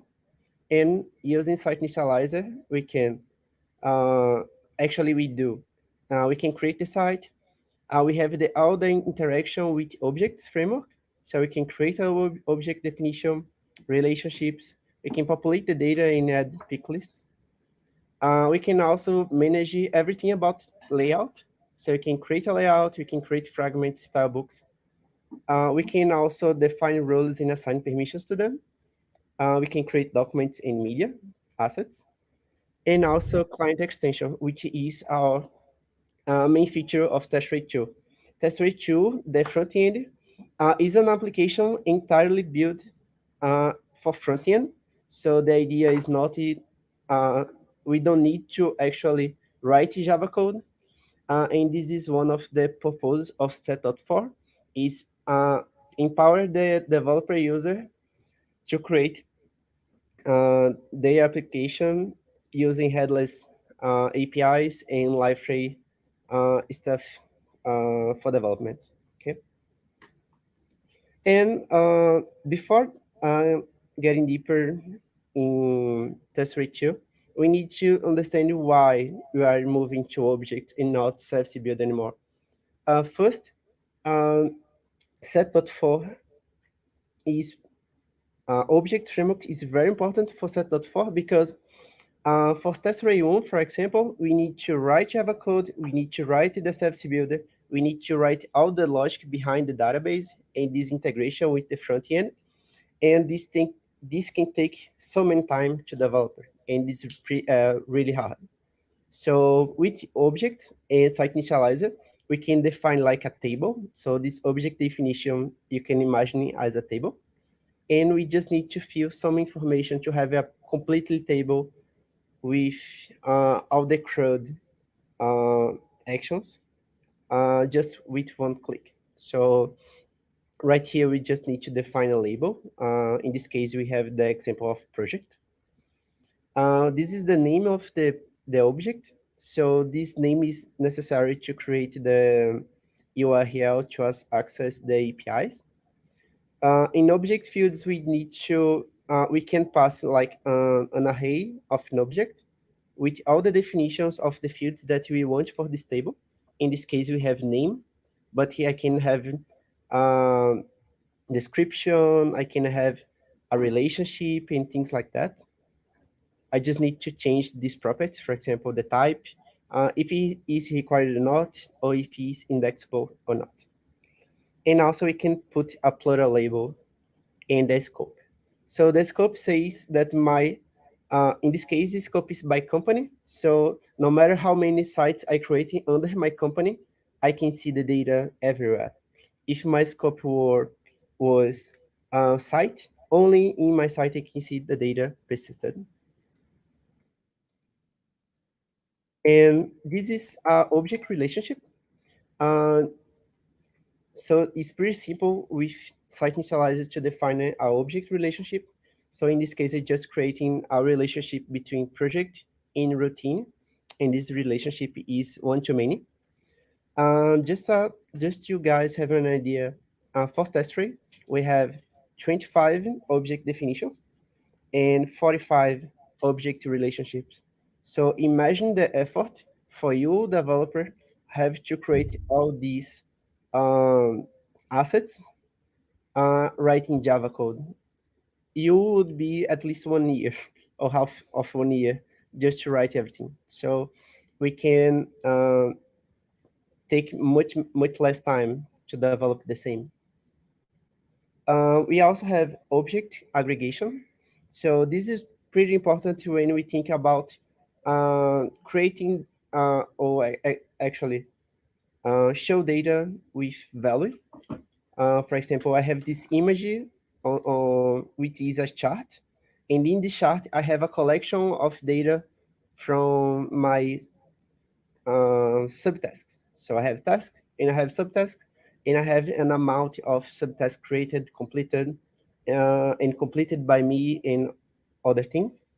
And right here, I can see what I need to pass as an information to create this aggregation on the object side. So it's pretty simple. This is basically a table, but in the real world, it's not that difficult. It's basically the same, trust me.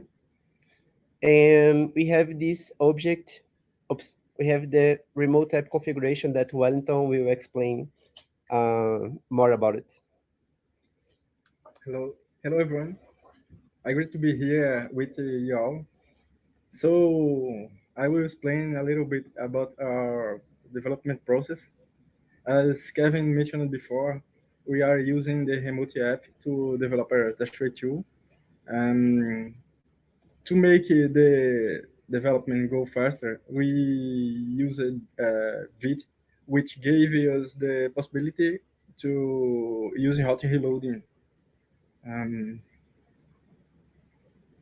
For development. Yeah, for development. So this can work. We need to put our configuration on remote app.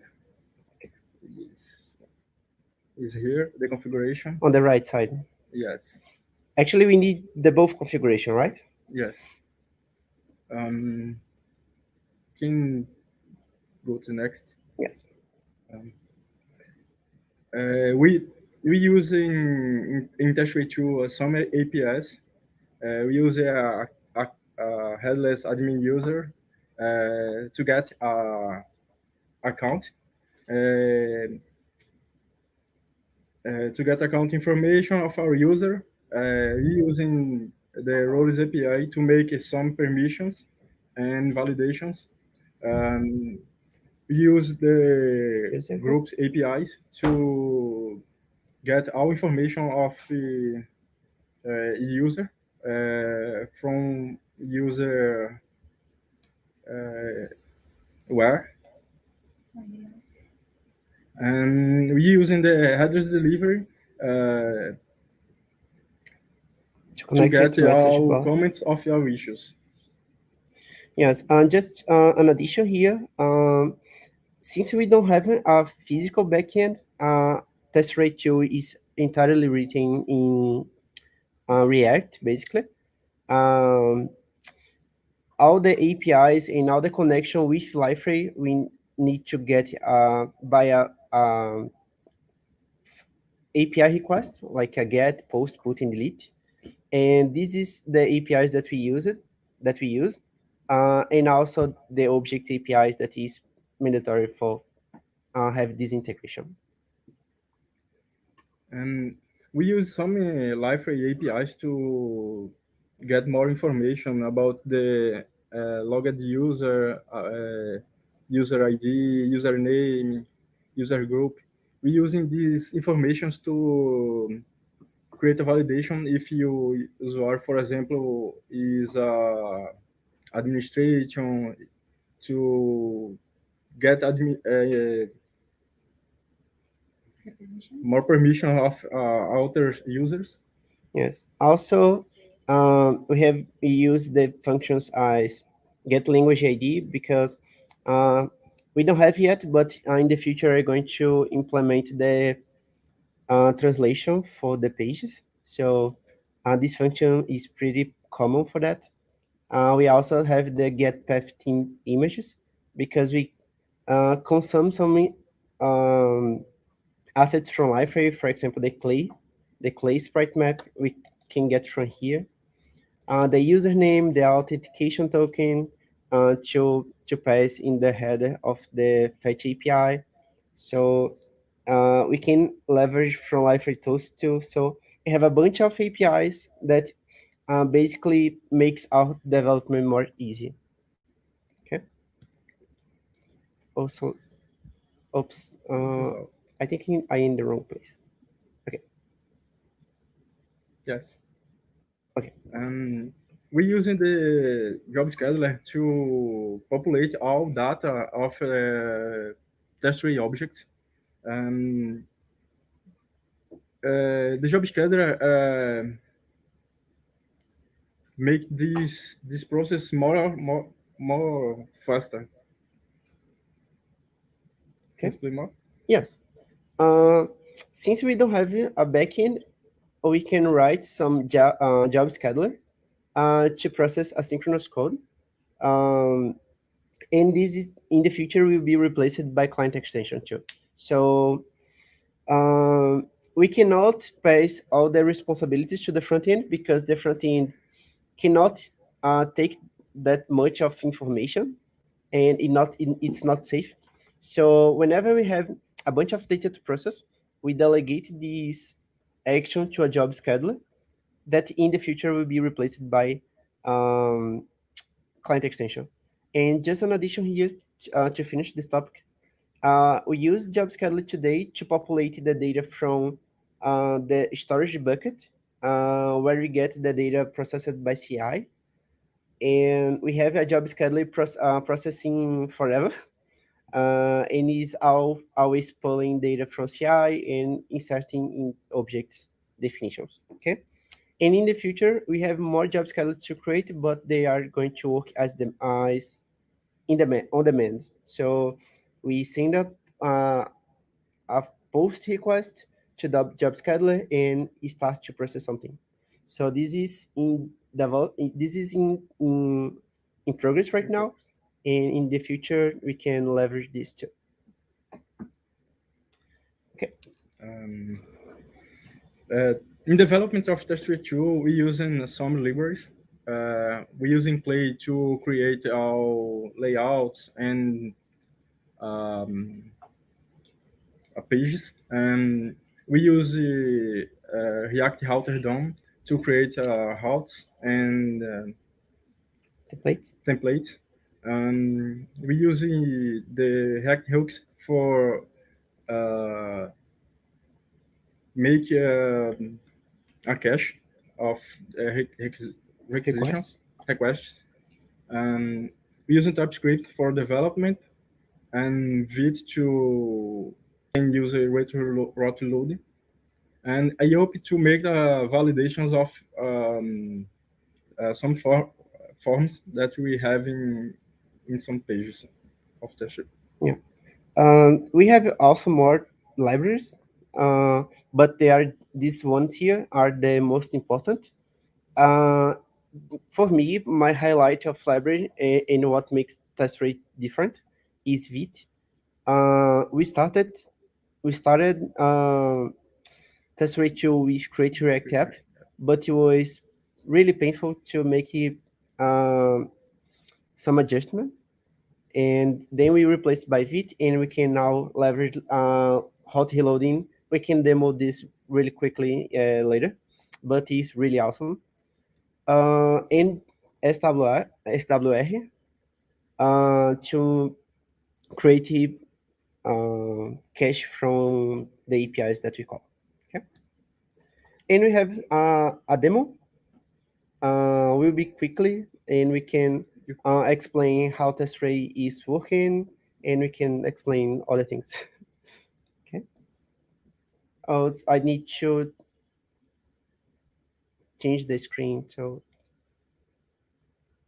okay, go ahead, Wellington. Oh, So this is Testray 2, okay? yes. Let me show the process of creation of Testray.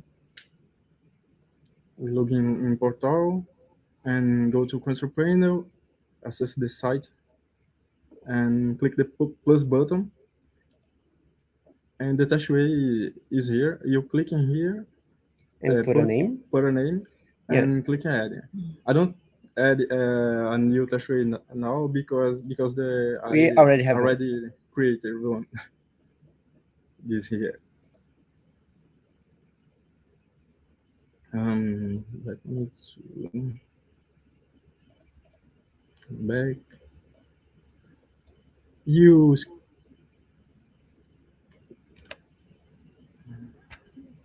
Okay. Guarda, I need to. Okay. For the Testray, we need to about after the creation of Testray, we have some objects created. Objects. Our objects are created here. Testray build, Testray case result, Testray fact category, and to put the data in these objects, we using the job scheduler. The job scheduler is here. You can add a new in here. So these are options that you can create a job scheduler, and we have one. The name is Testray, and click here. And when we click, we can put a name. It can be anything. And in the on the bottom side, we pass a configuration. So in this configuration, we have the bucket from Google Storage, the APIs, things like that. I'm not going to show because it's secret. Yes. So we can pass this part, okay? And then we just need to click in Run Now. Don't click. Okay. So right now it will be starting processing, getting the data from CI and inserting data on objects. Okay. Okay. Remote app. Applications. To configure the Vite routing reloading, we need to replace some links of the chunks generated in creation of the sites. We need to put this first information. We need to put the configuration of refresh and the last chunks. Yeah. And can I go? Yes. With this configuration, this is what we find out when we start developing in Testray. At the beginning, when we started working with remote app, we had to do any change in the code, do yarn build, copy the files to document media, and pasting it here. But it was really tough to do this changing. And after some tests, we started to get some files from the local environment development. For example, I have Testray running on my local host 3000, and we copy some scripts. For example, this Vite client, which is mandatory. This source main TSX, which is our entry point for TypeScript, and this one. So this one is more complicated because remote app does not support adding a scripting like this. And what we did, we had to write. Oh, you guys are not seeing this screen. Sorry. So let me change it. Okay. So let me back 1 minute. We need to copy this script. We need to copy this script, this one, and we also need to import this script here, otherwise it won't work. And what we did to make that work, we create this script, which is pretty simple and does the same. Okay, so I think that's it for Testray. I'll be just explaining real quickly some stuff to not take too long with the presentation. Okay. So back to Testray 2. Everything is written in TypeScript in React. We built some chart like this using Liferay aggregation. So this data is coming from real CI processment, and our current development is almost finished. We have a lot of stuff else to do, but we are pretty advanced on Testray 2. The idea is releasing next year, so everyone is welcome to test it. And I will be just explaining how the hot reloading works. So let me see. I need to share my screen again. So,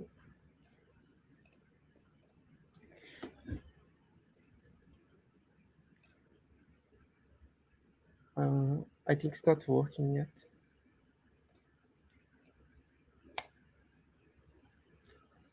Oh no. Okay, so let me try to.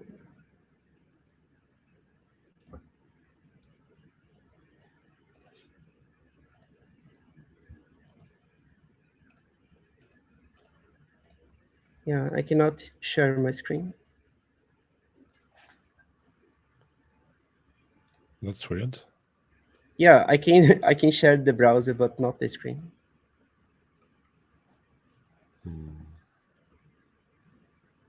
Okay, so I can go back to my screen. Not a problem. I can make the change of in my.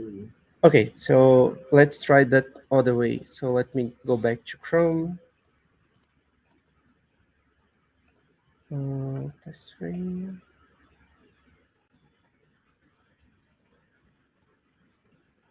Okay, so let's try.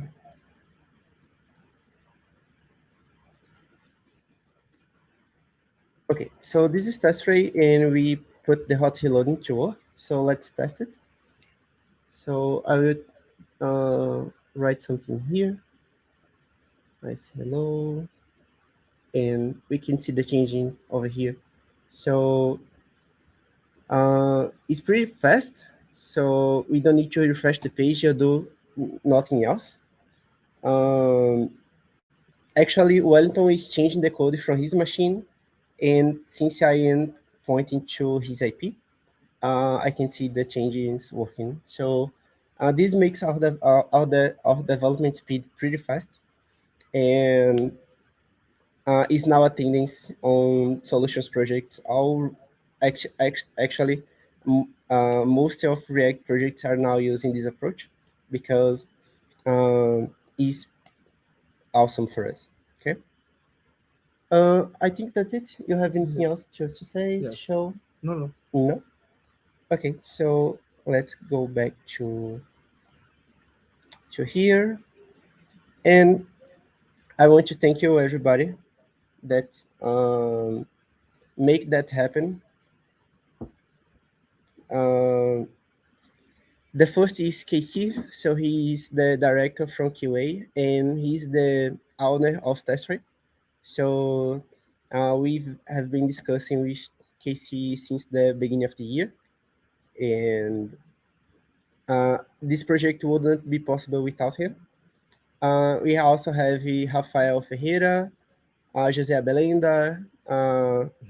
These both guys are developers. Abelenda is our team lead. We have Joel, this one here, the fourth guy.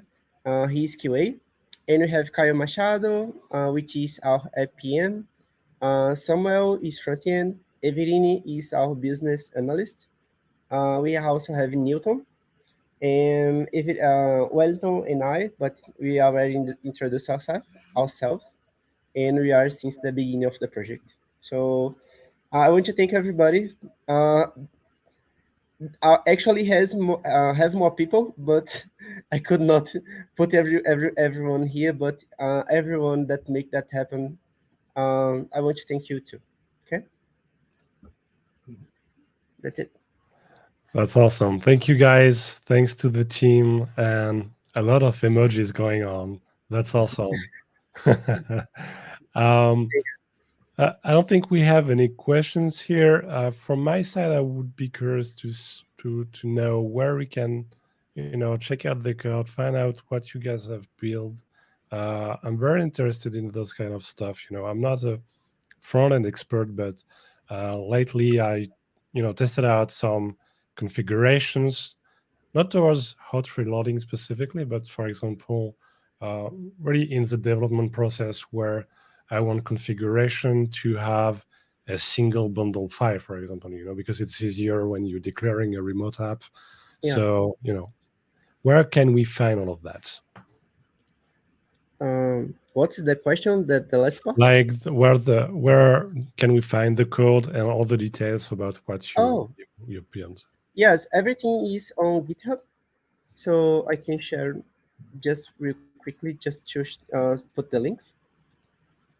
So, but everything is under Liferay portal, and so let me open here.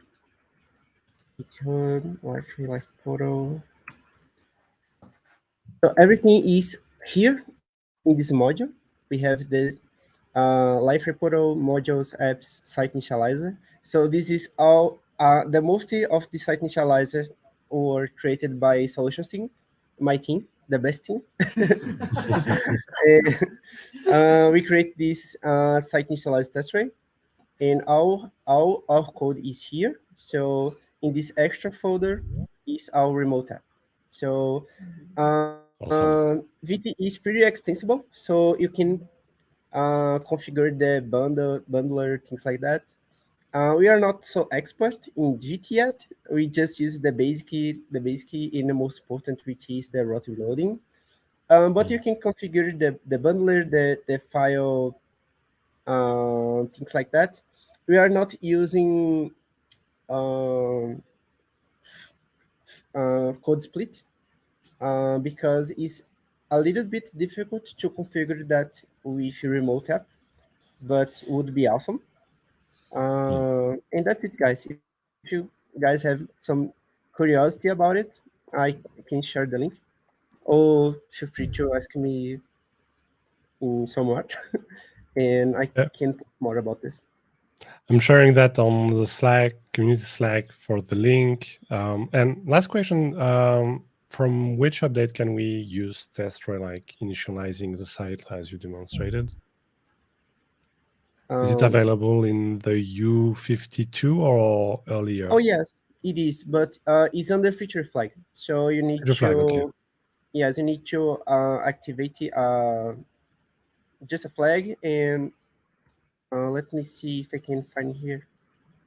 I don't know if I paste in the chat, everyone can see, but this is the LPS. So as soon as you enable it, you can create the site. Okay, I shared that in the Slack community channel. So guys, thanks again for your presentation, all this information. And I guess we see you around. I see that we have the Recife pavilion just above. So I guess you would be there, right? Yeah. Thanks again, guys. Bye. And see you around. Bye.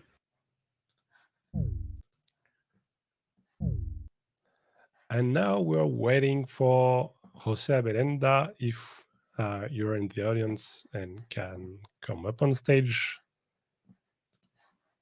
that would be great.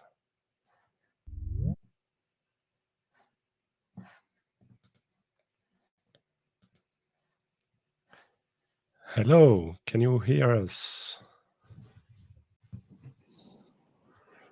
Hi everyone. Can you hear me? Yes, yes, I can hear you. Thank you for being here. Oh, Thank you. So you're the team lead of the Liferay Solutions team from the engineering department, in Brazil. And lately you've been working on new features and integration for 7.4. So we're back on the kinds, extensions, objects that we all love and excited about. So now I'll let you the stage. Thank you. hi guys. Thank you everyone to join this session. I'm so glad to be here again in learning and sharing with Liferay community about our powerful platform. So thank you, Kevin and Wellington, to talk about Testray. We are from solution team. And today I will show how to create a sample site to illustrate Qatar World Cup, and then it will serve our mobile app.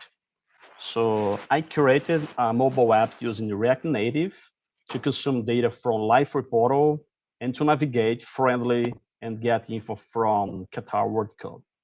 So for site creation, I use a site initializer. It's a trend. Kevin talked a lot about site initializer. And because site initializer does all work for us, create objects, pages, images, data, etc. And I think this will become a class extension in the future, maybe. And we will break in small pieces to make it easy. Because if we will do this task manually, we would spend many time. So let's see how it works. So you share my screen, just a second.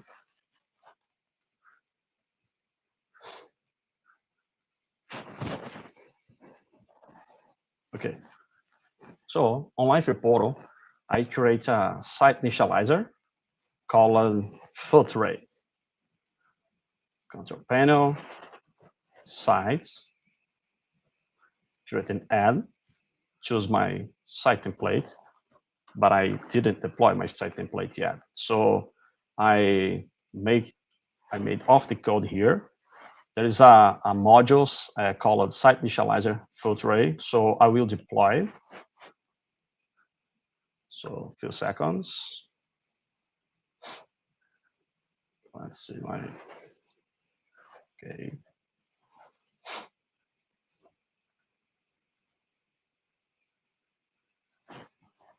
After that, we will walk through the site initializer and the results.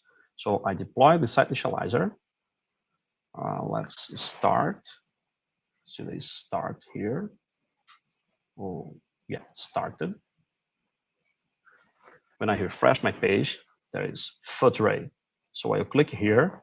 I'll put my site name, Filtray, and click Add. So this will process my resources and create my site. This is a simple site, just to illustrate and serve from our mobile app. Few seconds.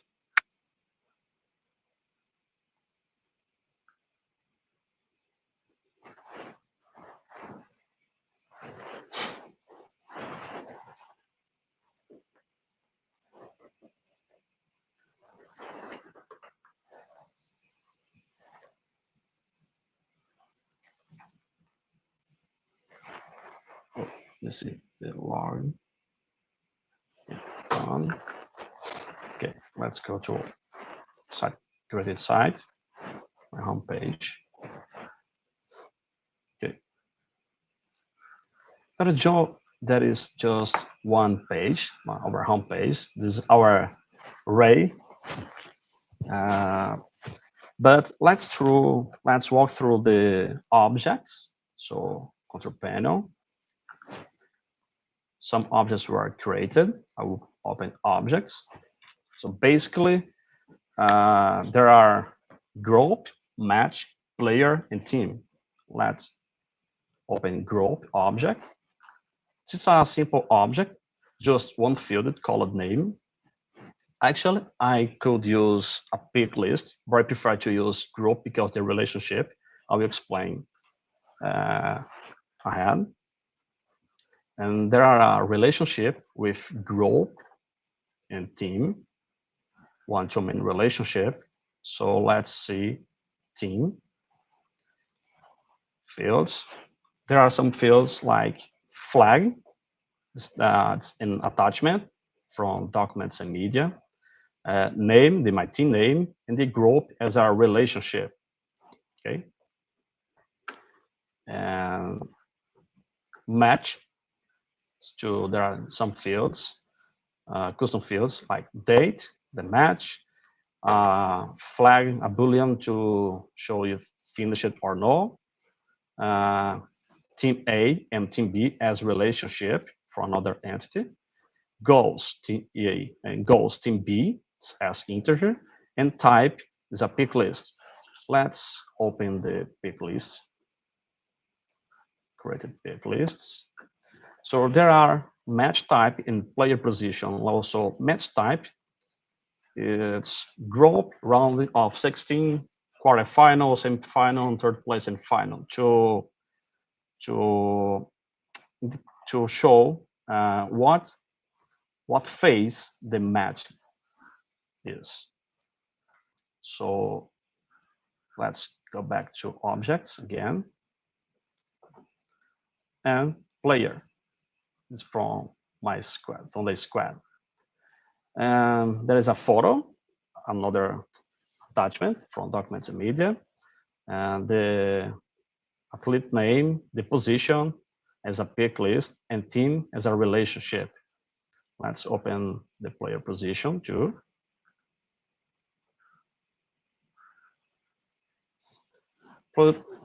Player position is goalkeeper, defender, midfielder, and forward. 4 positions to identify. And match, let's open match again. Match and team. Because team, there's a relationship, team A and team B for match as fields. Okay. So basically, it's our schema, our structure. We are using just objects, no customization from the side. And from match, there is an action. I create an action here. So I call it push notification. Let's open. Let's activate. My action build is when, after update, trigger this webhook.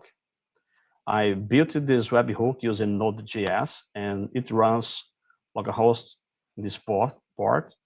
I would like to use client extension, but I had some limitations from my environment. But it's the same approach. Soon I will deploy this on Alexi with client extension and run standalone. But now basically the difference between webhook and client extension, because client extension is auto deployed, and webhook I need to deploy manually. Client extension I need to worry about authorization, and webhook, sorry. Client extension is out of the box authorizations. Everything is okay, everything is done. And from webhook side, I need to implement manually. So soon, I hope deploy this on Alexi as client extension. But the code is exactly the same. I just copy and paste the code on client extension. Okay. And let's to the main site. I create here content data, documents and media. as I said, there are some images from news and flags, all countries flag, and players. I just create Brazil, but because it's just to show, just to demo, but I could put all teams here. Is my country, and so I copy the players and put all photos here, and I populate my database object. Let me open here groups. Let me show the entities. So there are 8 groups from A to H. There are some teams, 32 teams, and each team has a, let's see, open here again, a flag, a name, and a group from a relationship. So this UI is auto-generated by object. Let me open the players. Again, it's the player name, the photo, the position from a pick list, and a team from a relationship. And finally, matches. I populated with some examples, 32 matches. So this match, there are the date, flag, finish it or not, goes team A, goes team B, which is team A and team B from a relationship, and a type from group, round of 6, 16, quarterfinal, etc. Okay. So this data, everything is on my Liferay portal. So I created a React Native application. I run on the simulator here. Let me. So this main sign-in screen, there is a settings button on the bottom. I will click here. I put my URL and my site ID. So I will copy my site ID because it's my dev environment. So when I deploy on Lexi, it's not more necessary to do this configuration. So I will copy this site ID. I put here my IP. That's okay. Put my name, my login. Oops.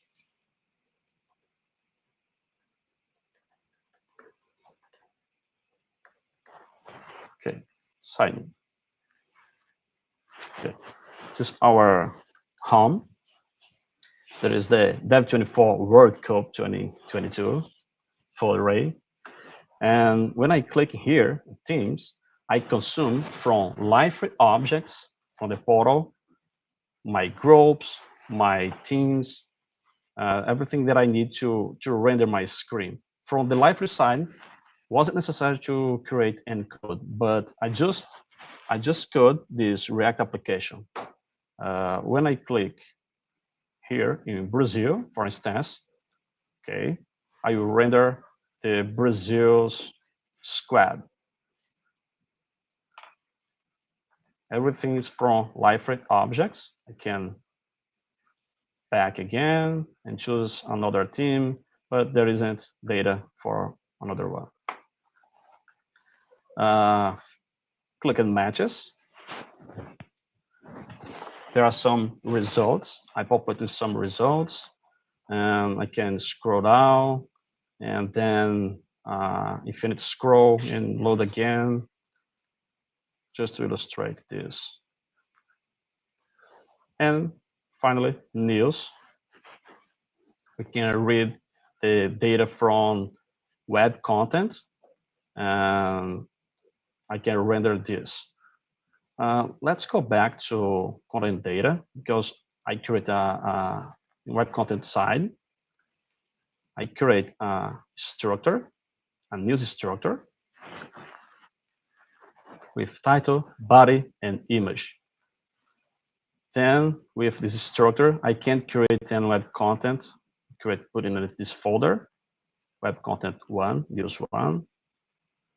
I put title, body, and image. And this data is consumed and rendered and showed in our app. Okay.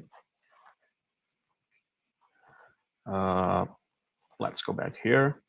On maps, we can see here, Brazil and Switzerland. I will update this on object side.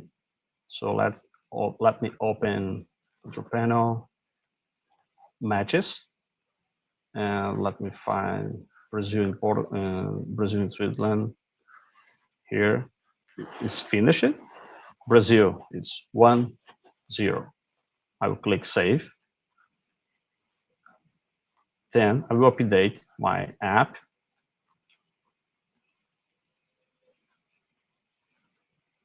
Come on, my network.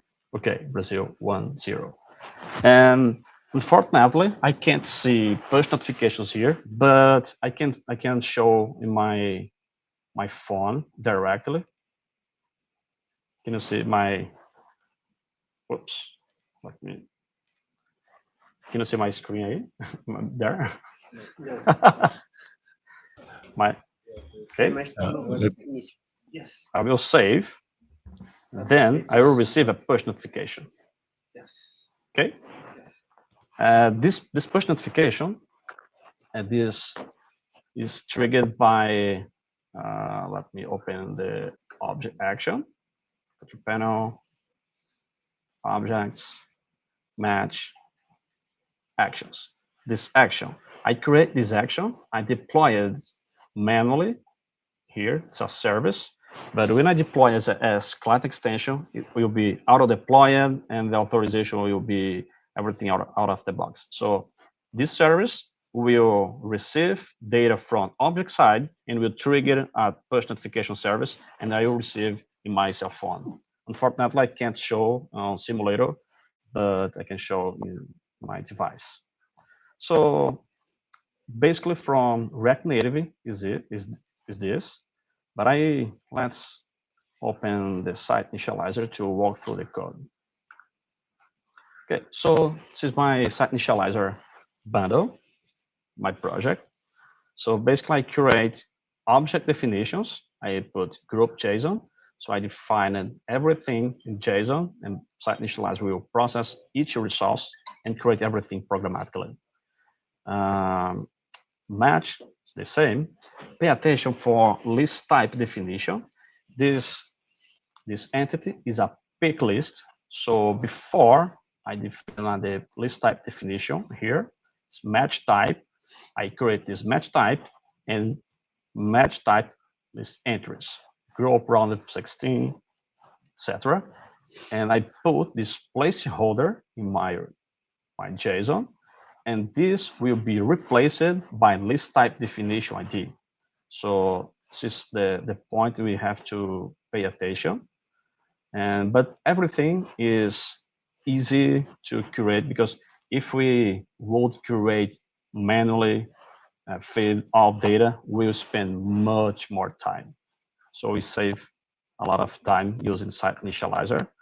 And I create just one page in setting, join Oracle, it's my folder, and 3 news that we can see.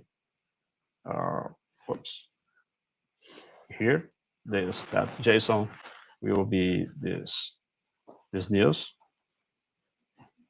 Or else my documents, I just create folders and put my images there.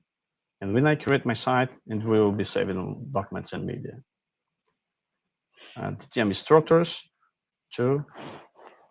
It's create and export, copy and paste, and put there. And was necessary just tiny changes manually to work, but everything is here. And object relationships too, team to groups. I put this placeholder because when we save the object definition, I will replace the object definition ID here. So we need to strictly follow this pattern to replace it, be successful. And that's it.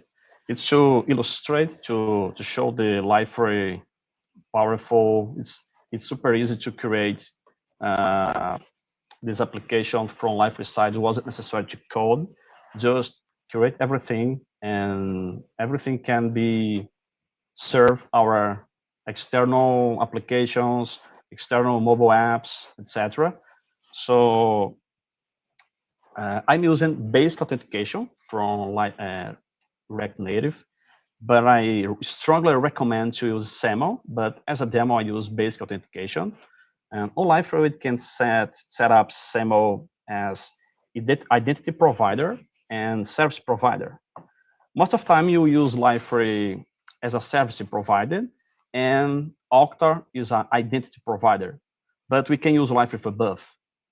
We need to figure out the best approach to set up this.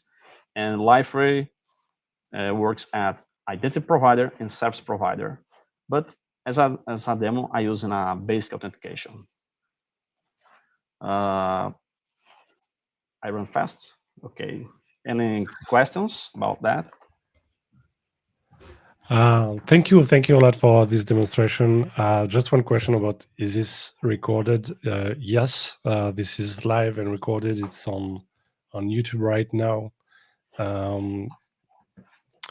And yeah, about the security you mentioned, I think I did in the past. I did a demonstration, but not using React Native, but the same principle, right? I mean, I was using Flutter. I think I was relying on Auth2, and you can get redirected like to a web view in your application. So you log into Liferay, and then you get your token back, and then you can consume securely your REST API. So yeah, definitely we have a lot we can rely on to build, real world applications with standard security. And that's some crazy waves here you're streaming in the audience. Much love from Brazil. That's so exciting. Yeah, but we have a lot of excitement, but not a lot of questions. And I would like to thank Objects team, Headless team, especially for solution team. We spend a lot of time working together and create solutions and using Liferay features to make it easy and powerful every day. So thank you so much, and thank you for the audience to be here again. Thank you so much. Yeah, thanks a lot. And I think if there's no other questions, we can move to the next item in the agenda if Tibor and Brian are in the audience.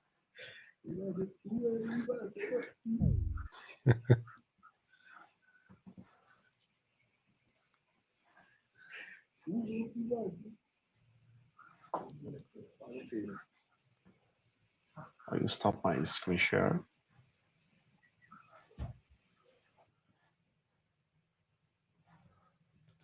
Lots of energy. There's another question. Yeah. So where is push notification implemented? So you were mentioning a Node.js server, right? Where you were taking the webhook? It's a webhook. I triggered this webhook. I stopped my screen share, but basically I create. Let me share my screen again.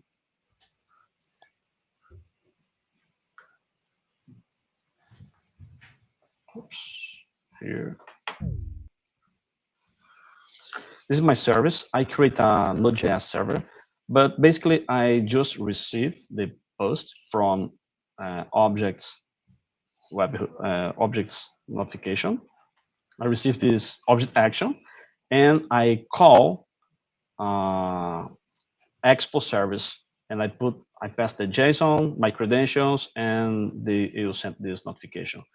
But soon I intend to eject expo to deploy my device, and because to implement push notifications on iOS is harder than on other devices. But basically, I'm using a expo service. Let me copy here.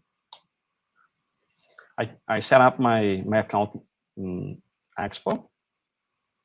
And just this single file, I pass my credentials, no problem, because I will revoke that. And I put the information here, the title and the sound, and that's it. They will consume this API, and the Expo will send my notification for my device.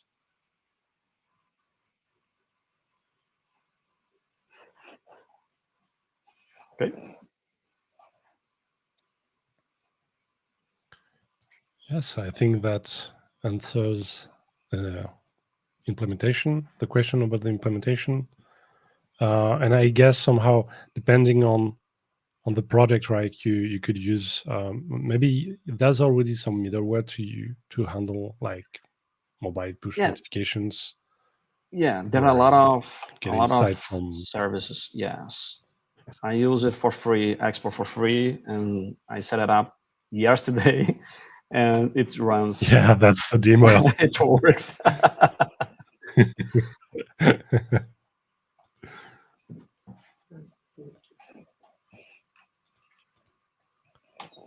Any questions? Or no more questions. Yeah, but still big wave you're streaming here. That's so cool. Yeah. And I can see another speakers talking about objects, content extension, and this is the trend in site initializer too. I think is so useful, and it helps us to our projects. Yeah, being oriented toward solutions, right?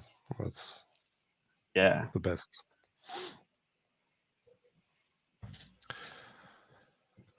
And what's the next?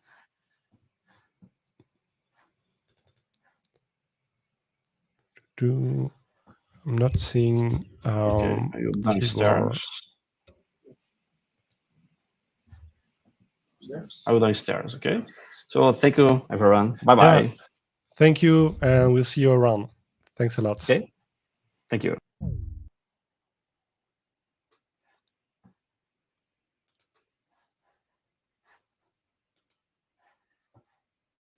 And welcome back.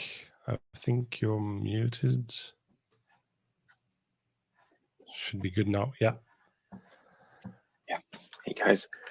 Welcome back on stage for more search subjects. And do we wait for Brian or? Yeah, I think he's also around. Oh, yeah. He's on stage. I can see him just behind you. Yeah. Maybe I should move around. Yeah, that's this way. Maybe pretty close to the GTR is, authorizing mic and camera from the browser. Probably just 1 minute. If we can wait, that would be great. Yeah, no problem. Just for waiting a sort of confirmation that he can also speak when he wants. And in the meantime, I'm just sharing my screen.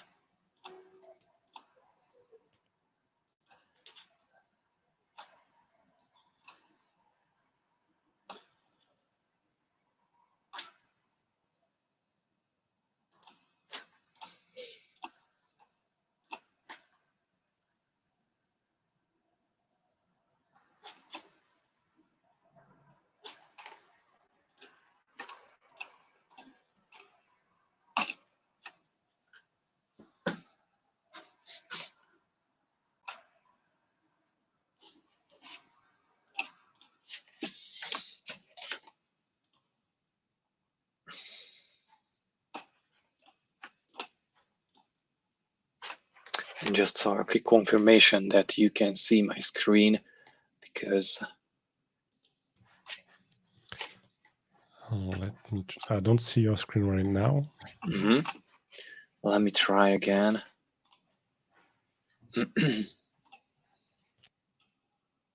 Let's see if that does the trick. Let me reload because it was working an hour ago, so maybe Okay. it's something browser.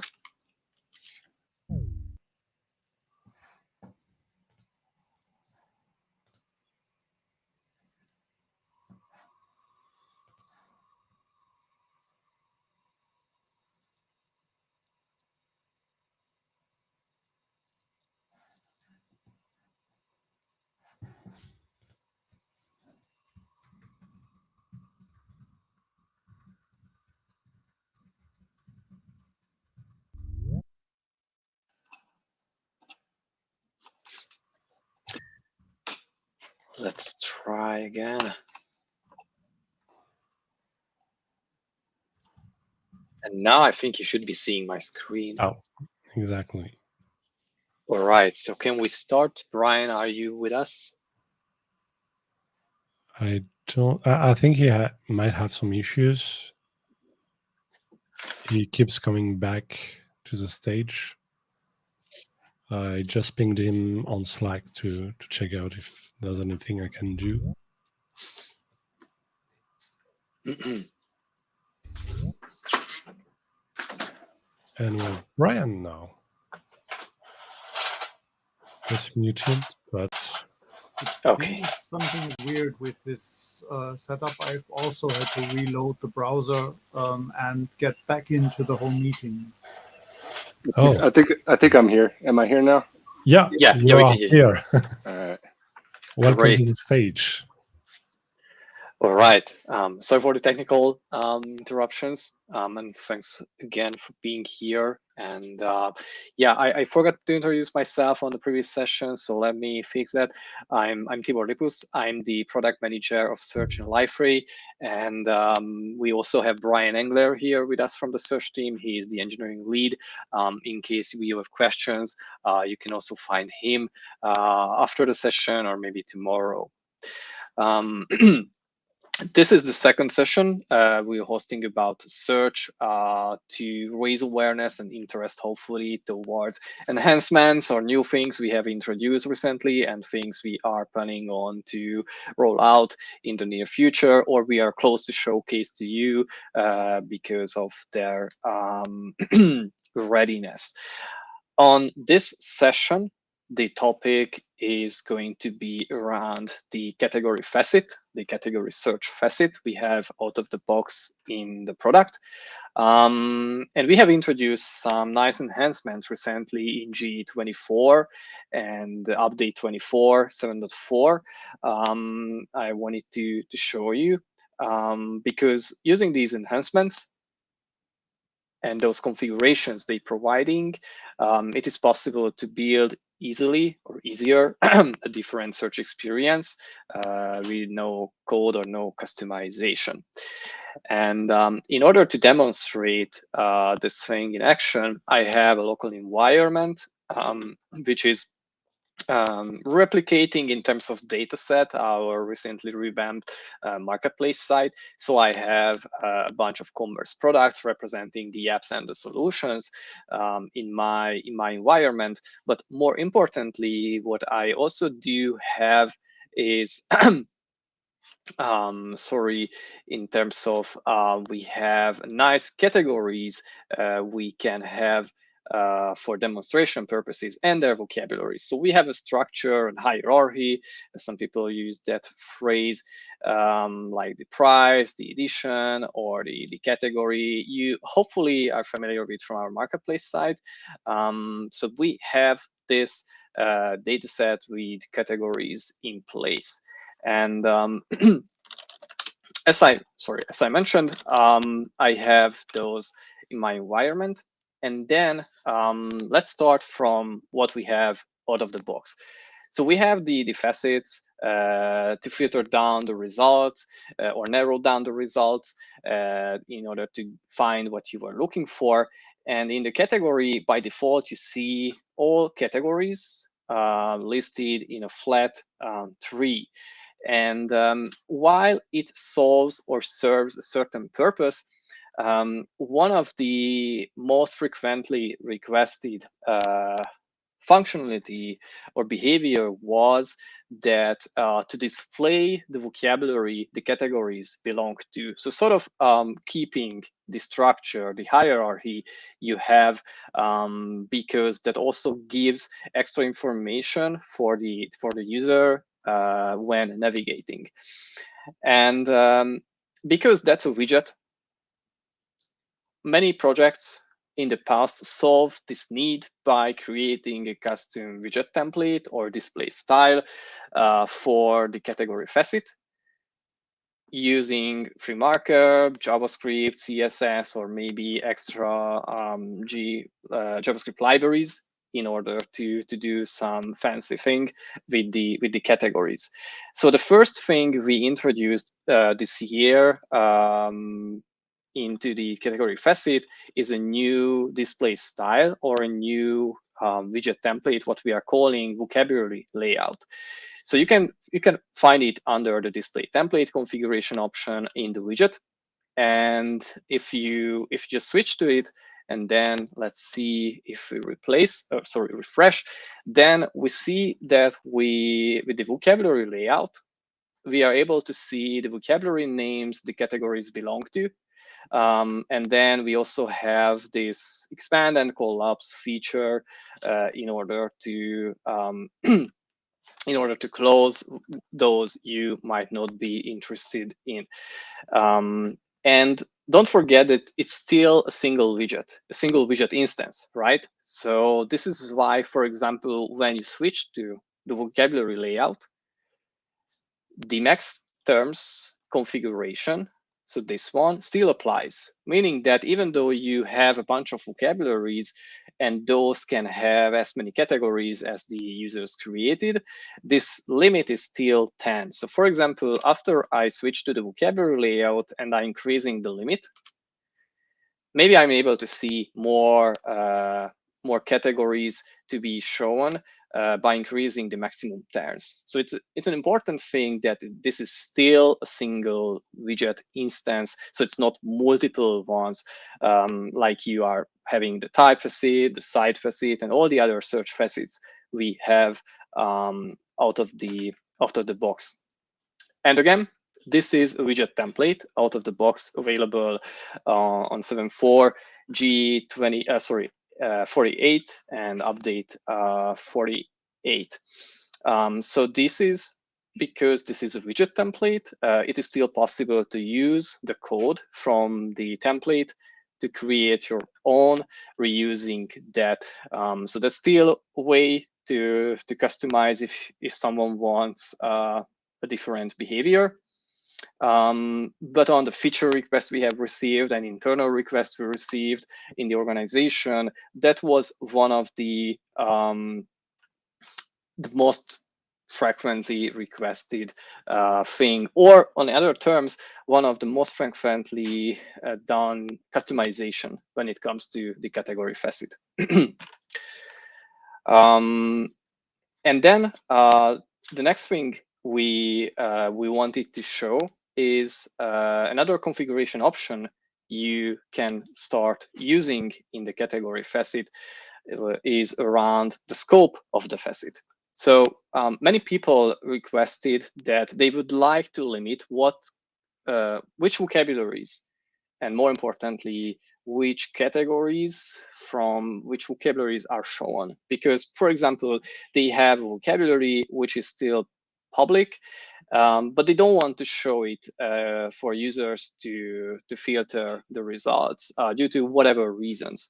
And in order not to display categories, again, they needed to create a custom widget template. I mean, that was one of the most commonly accomplished way.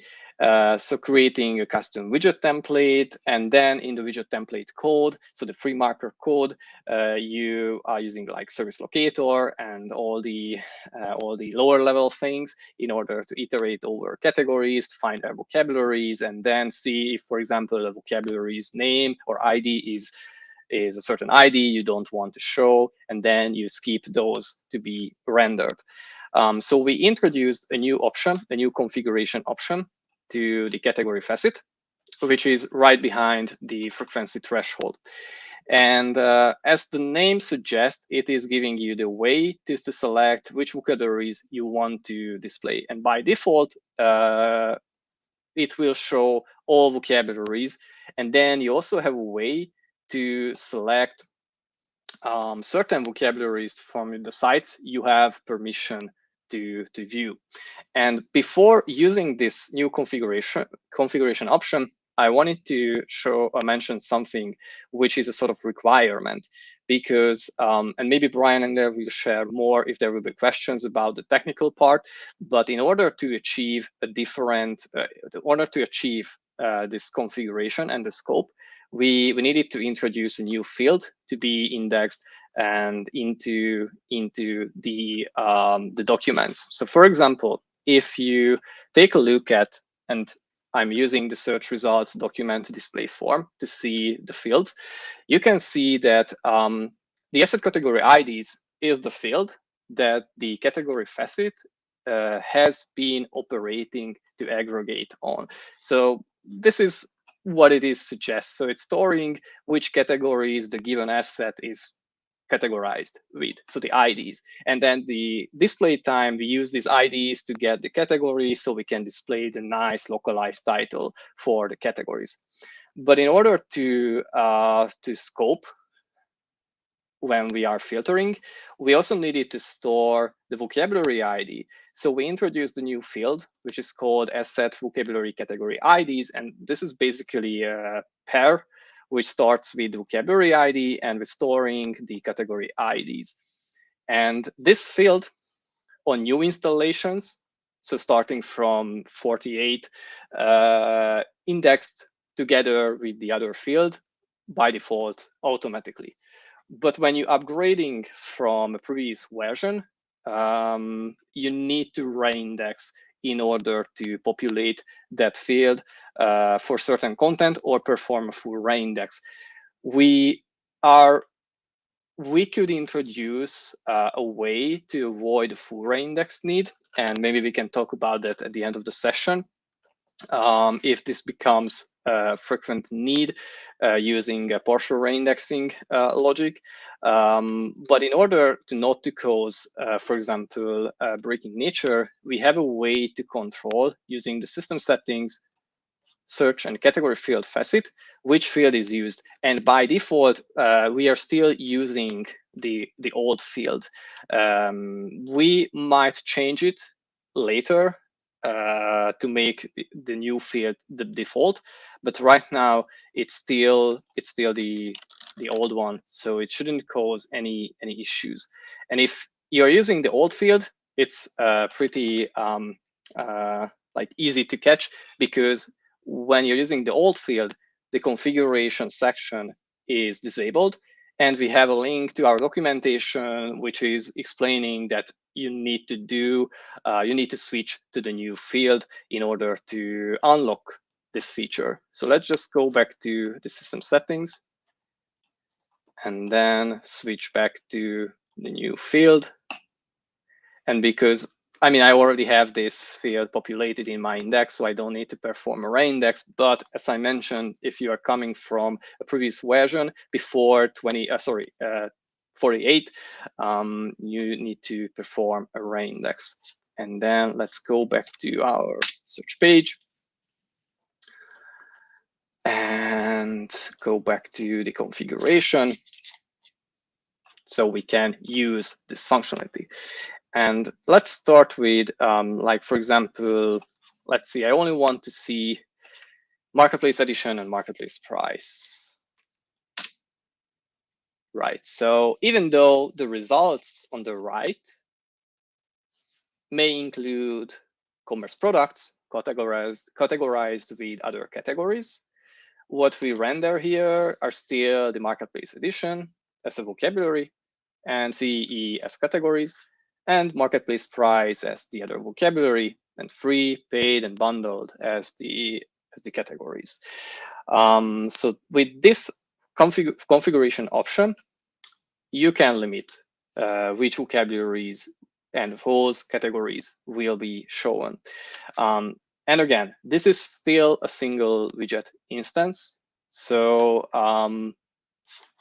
you know, when you are selecting items under vocabularies, then you might notice something which some people like, some people would like to change. So we have two vocabularies displayed: marketplace edition and price. Okay, and we see that we have more than 800 results for our search Liferay as the keyword. And you know, we have Facet terms, so C, E. This is what users are using to filter down the results by nature. That's what they would like to do. So, for example, if I'm only interested in E Liferay apps, then I can just select the E thing. And naturally, many people would like the ability that if they checking something under marketplace price, they will give it combined as an AND. So give me commerce products having Liferay somewhere in their dataset, metadata, and also they are E, and for example, they are free.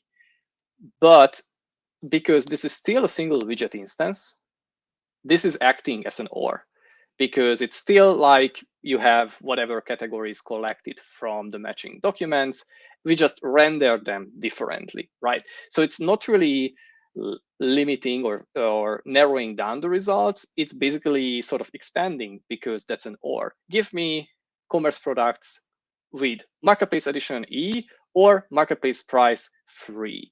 And that's the third behavior that many, or at least a few use cases mentioned, both internally and externally, that they would like to change. They would like to have a different filtering behavior, which is if I'm selecting something under a certain vocabulary, that's an OR. But if I'm selecting something under the marketplace price too, then they're acting as an AND. So for example, give me things which are enterprise edition and free. Maybe that doesn't make sense, but still, in terms of the behavior, that's what people would like to have.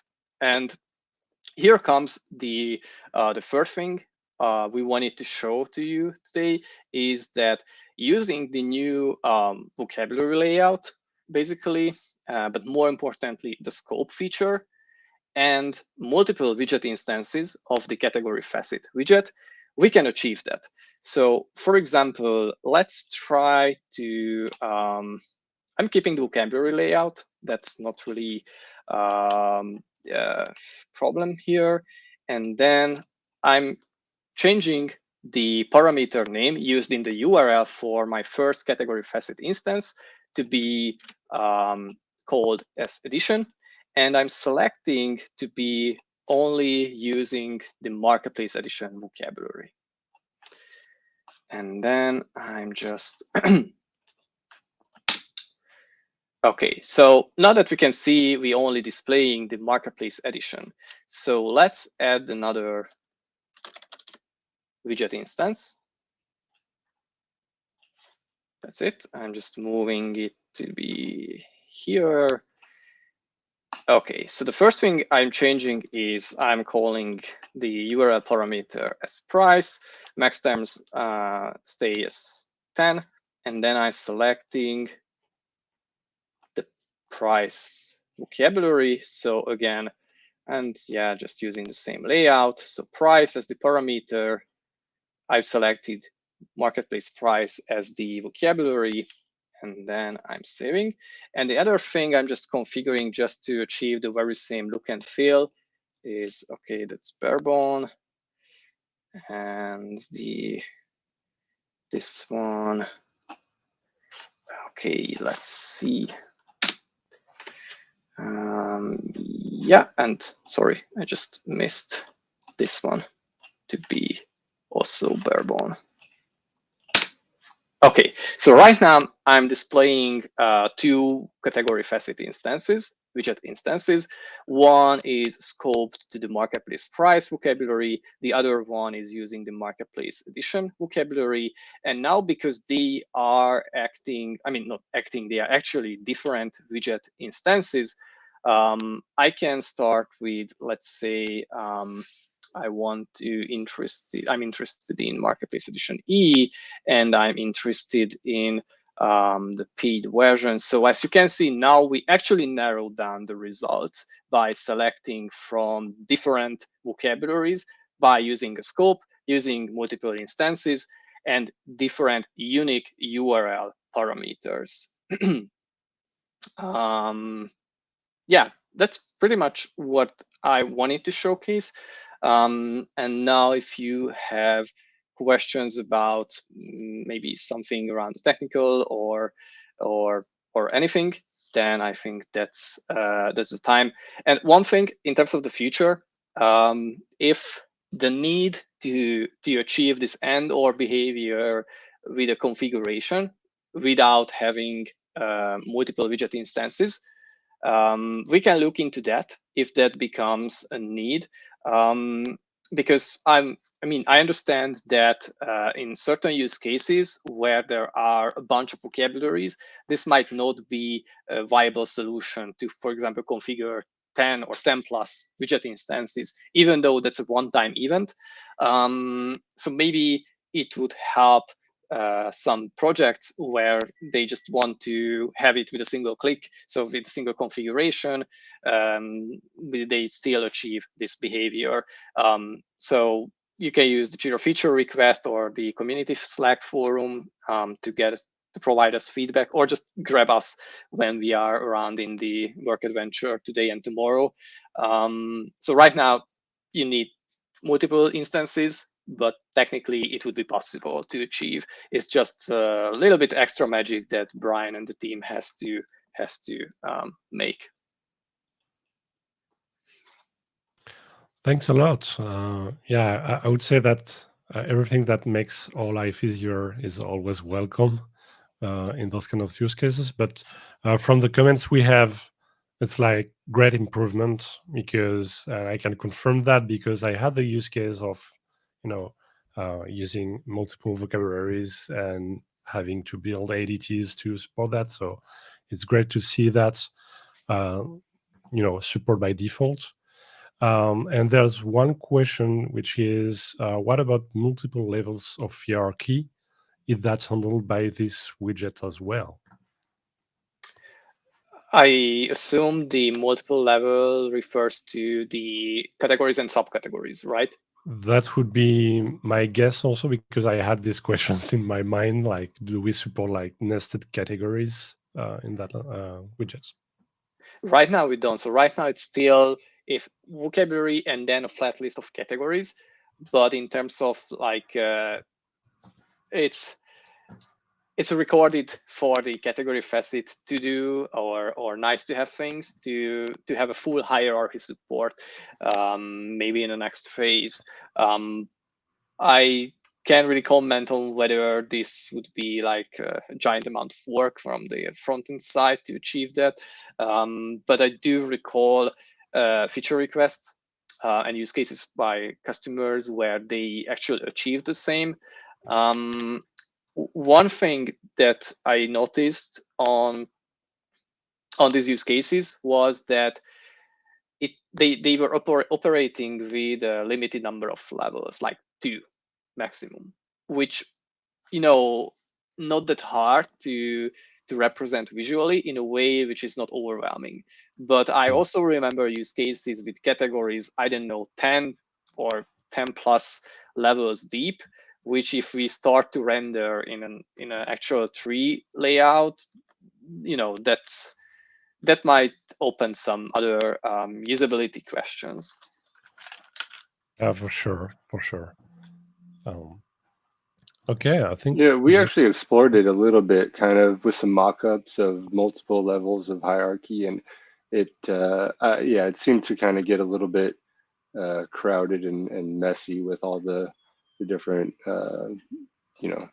just levels and drop downs and stuff. So for now, we kind of just tried to keep it a little bit cleaner. But yeah, it was something that we explored a little bit, could probably explore in the future if there's a need for it. Mm-hmm. And I think that's the usual question. Is it from, which updates do we have this feature? Is it behind the feature flag or? No, it's enabled by default. As I mentioned, the only thing you might need is the Ray index if you are coming before update 48 or GA 48 7.4. Okay. Noted. I think that's pretty much it for the questions. Guys, thanks again for being here, for sharing so much knowledge around search. It's very interesting. We see a lot of great improvements in the right directions, and that's really great. So thanks, guys, for being here. I think there's one more talk tomorrow about search with you. And two? Yeah. I don't have the agenda in mind. Shame on me. No. But that's great. Thank you guys for being here. Thank you. You might be around again a bit, or we can see you tomorrow. Anyway, if you in the community in the audience have any questions, remember there's a Slack you can put in the thread that are in place. Any questions, and we can come back to you later. Thanks again, guys. Bye. Thanks, guys.